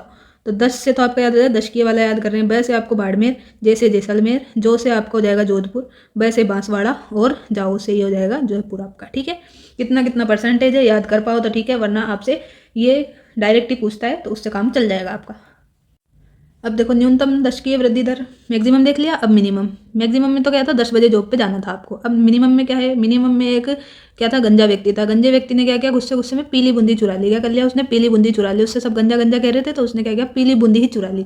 बूंदी जो होती है अपने लड्डू वाली, वो पीली कलर की तो होती है, तो पीली बूंदी चुरा ली उसने। ठीक है, तो ग से हो गया आपका गंगानगर, झू से हो गया झुंझुनू, पीली से हो गया पाली, बूंदी से हो गया बूंदी, और चुराई से हो गया चित्तौड़गढ़। ठीक है, सबसे जो है कम परसेंटेज यहाँ पे 10% गंगानगर का है, चित्तौड़गढ़ का है 16.1%। ठीक है, इतना आपको याद करना है। दशकीय वृद्धि दर, ग्रामीण जनसंख्या वृद्धि तो 19% हुई है, और शहरी जनसंख्या वृद्धि हुई है 29%। ग्रामीण वाली तो 19% है, बड़ी है, और शहरी वाली 29, 10 बढ़ गई। ठीक है, सर्वाधिक जनसंख्या घनत्व की बात करते हैं। अब हमने क्या देख लिया भाई, जनसंख्या देख ली हमने, इसके बाद में ग्रामीण भी देख ली, शहरी भी देख ली, दशकीय वृद्धि दर भी देख ली। 10 सालों में जो बढ़ती है उसको दशकीय वृद्धि दर कहते हैं, डिकेड में।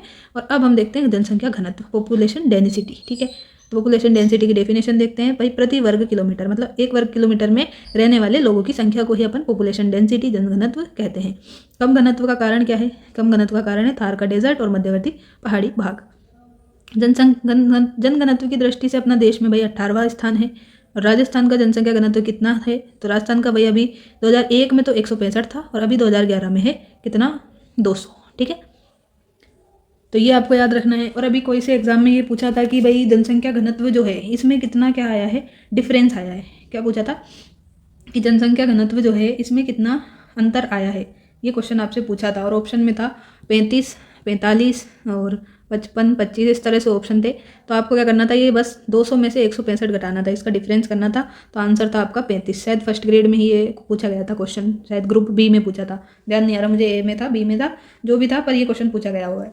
ठीक है, तो ऐसे छोटे छोटे क्वेश्चन बना के पूछेगा वो आपसे, डायरेक्ट नहीं पूछेगा, पर इसी क्लास में से मिलेगा। बस आप अपने दिमाग को खुला रखें, आंखों को कानों को खुला रखें, और देखते जाएं, सुनते जाएं, आपको 100% यहाँ से क्वेश्चन देखने को मिलेंगे। ठीक है, मैं फालतू में आपसे ये बीच में कुछ भी नहीं कहती कि भाई आप क्लास को लाइक करो, शेयर करो, सब्सक्राइब करो, अपने दोस्तों को शेयर करो, फलाना ढिकड़ा, ये सब मुझसे नहीं होता। मैं सिर्फ पढ़ाने के लिए आपको आती हूँ। आपको पढ़ना है तो आप पढ़ो, नहीं पढ़ना है तो फिर आप अपने हिसाब से जो भी करना है वो करो। ठीक है, मेरा काम है पढ़ाना, आपका काम है पढ़ना। ठीक है, जिसको जो अच्छा लगे बाकी लोग वो कर सकते हो, कोई दिक्कत नहीं है अपने को।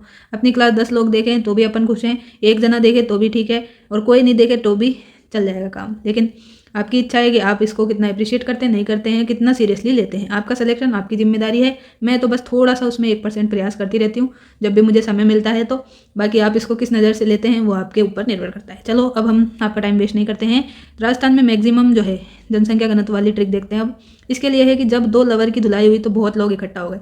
अब भाई क्या हो गया, जब 2 लवर थे उनकी धुलाई हो रही थी तो रोड पे धुलाई करने लगे लोग बाग, तो बहुत सारे लोग क्या हो गए, तमाशा देखने के लिए आ गए, तो बहुत लोग इकट्ठा हो गए। ये तो सिर्फ याद करने के लिए, इससे कुछ काम नहीं आएगा। इससे ही अपना काम है, जब 2 लवर की धुलाई हुई तो बहुत सारे लोग देखने के लिए आ गए। ठीक है, तो जैसे अपना हो गया जयपुर, भर से हो गया भरतपुर, 2 से हो गया दौसा, लवर से लवर आया ना, लवर मतलब अलवर, धुलाई से धौलपुर, और बहुत से बांसवाड़ा। ठीक है, तो ये सब आपको याद रखना है। ज़्यादातर इसमें जो है पूर्वी राजस्थान वाले ही जिले हैं, ये एक आ गया अलग से बांसवाड़ा। ठीक है, तो ये जनसंख्या घनत्व वाला हो गया आपका। मैक्सिमम है जयपुर का। ठीक है, मैक्सिमम है जयपुर का। फिर है अपना भरतपुर का। जयपुर का कितना है, 595। ये तो पहले याद भी कर लो आप, पूछा गया है ये तो। जयपुर का है 595, पहले कितना था 471। तो ये भी पूछा है भाई इसमें कितनी वृद्धि हुई। तो जयपुर के में भाई 595 में से 471 आप जब घटाओगे तो आपके पास 124 बच जाएगा। तो 124 की जो है वृद्धि हुई है जयपुर के जनघनत्व में। भरतपुर का है 503, दौसा का है 476, अलवर का है 438, धौलपुर का 398 और इसका है 397। ठीक है, 100 से कम घनत्व वाले जिले, 100 से कम वाले पूछ ले तो फिर आपको बताना है पश्चिमी राजस्थान वाले। ठीक है, जैसे जैसलमेर, बीकानेर, बाड़मेर। ठीक है, 400 से अधिक वाले पूछे, 400 से अधिक वाले कौन कौन से, ये सब हो गए ना 400 से अधिक वाले। तो 400 से अधिक वाले जयपुर, भरतपुर, दौसा, अलवर। ठीक है, अब आपको एग्जैक्ट याद रखने की जरूरत नहीं है, बस आप ऐसे ही याद रखो 400 से अधिक वाले इधर हैं, 400 से कम वाले इतने याद किए, 100 से कम वाले अपन ने इतने। तो अगर आपके पास कोई टेबल है, डाटा है, तो उसको भी इस तरह से याद करके चलो, पूरा एक एक ऐसे रट्टा मारने की ज़्यादा ज़रूरत नहीं है। ठीक है, अगर आपको याद रहे तो ठीक है, पर इतना किसी को याद नहीं रहता, वो बात है बस। ठीक है, अब मिनिमम की बात करते हैं। तो मिनिमम में जो है इसकी ट्रिक है, जे भी बाजू लेकर चला गया। तो राजस्थान में मिनिमम की बात करें तो इसका है जेबी है। ठीक है, जेबी नाम का व्यक्ति है, जय और वीरू मान लो, जय और वीरू। ठीक है, शोले फिल्म के जय और वीरू है, ये क्या करें, बाजो लेके चल गए, बाजा लेके चले गए ये। ठीक है, तो जय और वीरू बाजा लेके चले गए, वैसे याद रख लो।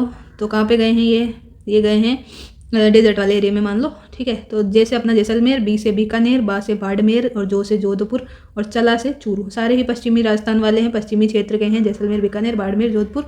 चूरू थोड़ा सा अलग हो गया। ठीक है, ये भी पश्चिमी क्षेत्र है। ठीक है, ये भी पूछा गया भाई जैसलमेर में कितनी वृद्धि हुई जनगणना में, पहले अभी 17 है, पहले था 13, तो 4 की वृद्धि हुई है। ठीक है, 17 माइनस 14 किया, सॉरी 17 माइनस 13 किया तो 4 की वृद्धि हुई है। पहले यहाँ पे 13 था, अभी 17 हो गया जैसलमेर का। बीकानेर का 78 है, बाड़मेर का 92 है, जोधपुर में 147 है, चूरू में 161 है। ठीक है, तो इतना आपको याद करते हुए चलना है। अब आगे देखते हैं, भारत में जनसंख्या घनत्व पूछ ले तो 382, वैसे नहीं पूछेगा, राजस्थान का एग्जाम दोगे तो नहीं पूछेगा, राजस्थान का ही पूछेगा। ठीक है, भारत में मैक्सिमम जनगणना दिल्ली एनसीआर का, मिनिमम अरुणाचल प्रदेश का है 17।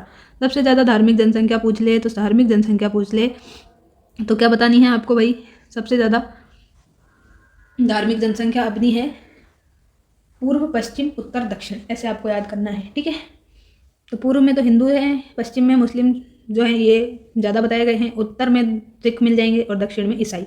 ठीक है, तो हिंदू जो मिलेंगे, हिंदू पूर्व में, दौसा में सबसे ज़्यादा मिल जाएंगे। ठीक है, फिर अपन ने चलना है यहाँ पे सिख, नॉर्थ में तो सिख ज़्यादा बताए हैं, श्री गंगानगर में है सबसे ज़्यादा।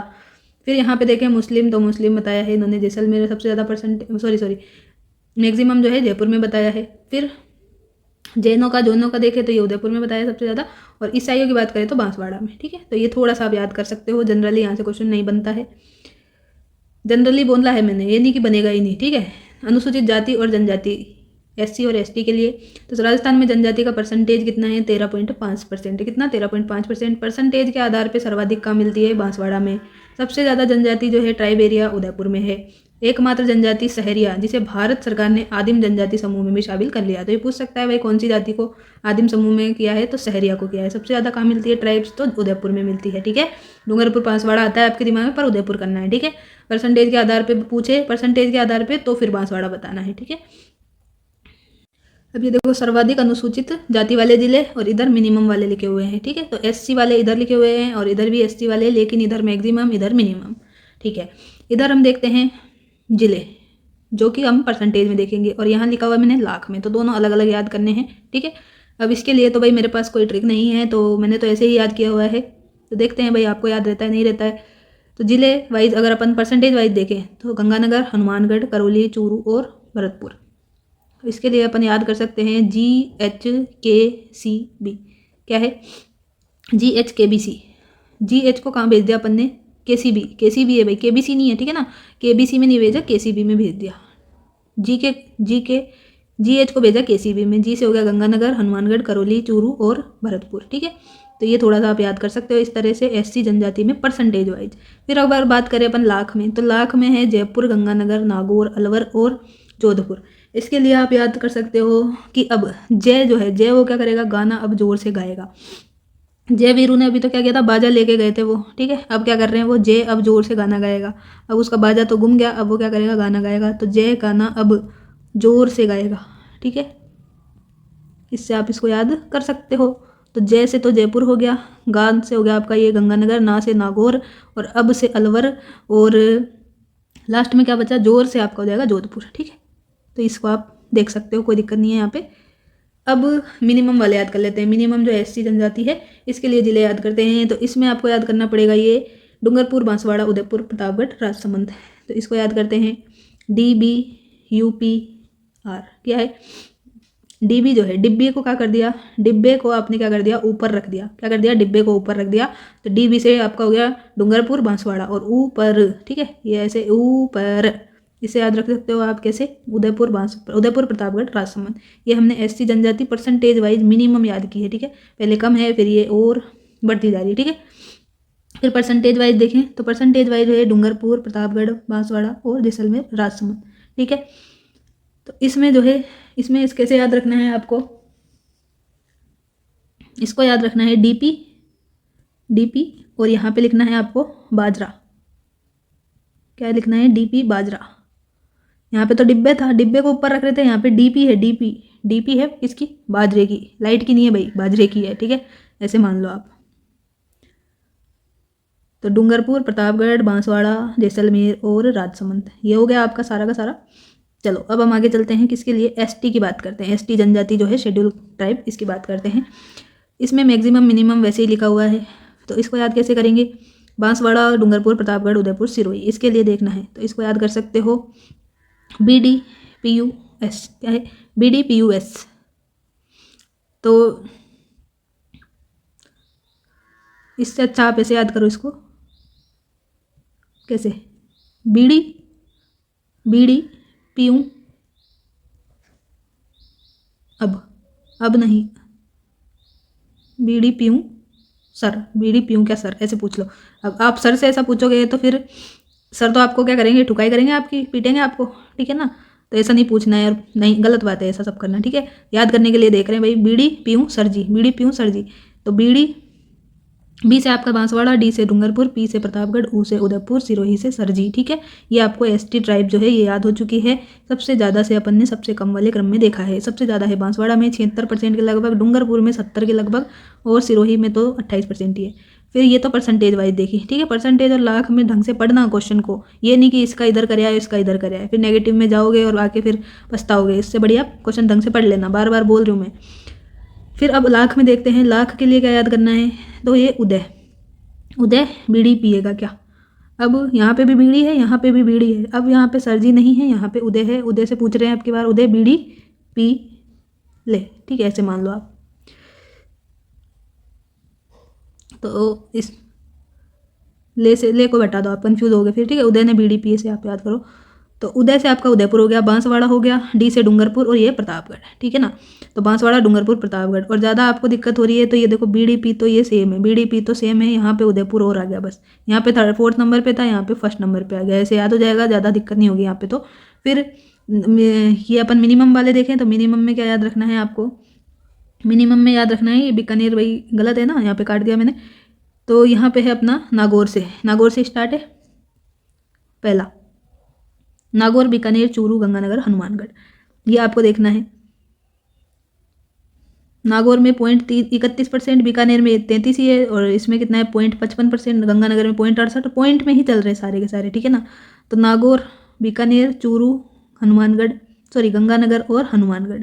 तो NBC और GH, इसको आप ऐसे याद कर सकते हो। और इधर लाख में लिखा हुआ है बीकानेर, नागौर, चूरू, गंगानगर। क्या लिखा है? बीकानेर, नागौर, चूरू, गंगानगर। तो यहाँ पे देखो बीकानेर ये बीच में आ गया यहाँ पे, और ये नागौर, चूरू, गंगानगर सेम है, नागौर, चूरू, गंगानगर सेम है। और ये जो 2nd नंबर पे था इसको 1st नंबर पे कर देना है यहाँ पे, ठीक है। तो इन दोनों में ज़्यादा दिक्कत नहीं है, अगर आप एक याद कर लोगे। तो जो यहाँ पे देखो 4th नंबर पे है वो यहाँ 1st पे हो गया, यहाँ पे जो 2nd नंबर पे है वो 1st पे हो गया, बाकी सेम है। तो ऐसा थोड़ा बहुत जुगाड़ करके याद कर सकते हो, अलग से ट्रिक याद भी ना हो तो ऐसा देख सकते हो। अब राजस्थान में ST की कुल जनसंख्या कितनी है? तो 92.39 लाख है, भारत में 4था स्थान है, ठीक है।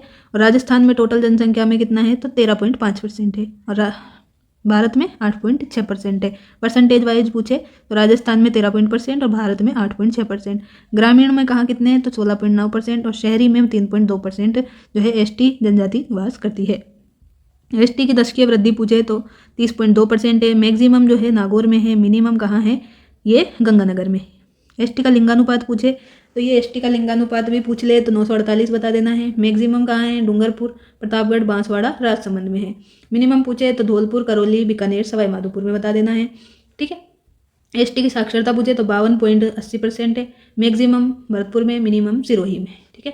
एससी का पूछ ले ऐसे ही तो एससी का लिंगानुपात 923 है। एसटी वालों का 948 है भाई, और एसटी का 923 है। मैक्सिमम राजसमंद, भीलवाड़ा, चित्तौड़ और बांसवाड़ा है, और मिनिमम पूछे तो धौलपुर, करौली, जैसलमेर, भरतपुर है।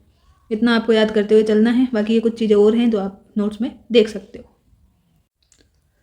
तो चलो आज की क्लास को यहीं पे एंड करते हैं, और ये सब जो पढ़ाया है कम से कम आप इतना तो याद करें, और फिर अगर समय मिलेगा तो बाकी पार्ट को और करने की कोशिश करेंगे, और नहीं मिलेगा तो जो भी प्लेलिस्ट है आपके पास में ऑलरेडी उपलब्ध है उसको ज़रूर देखें, चाहे 2x की स्पीड पे देख लें, और अगर आपने खुद से रिवाइज किया है तो उसको ही रिवाइज करते रहें। ठीक है।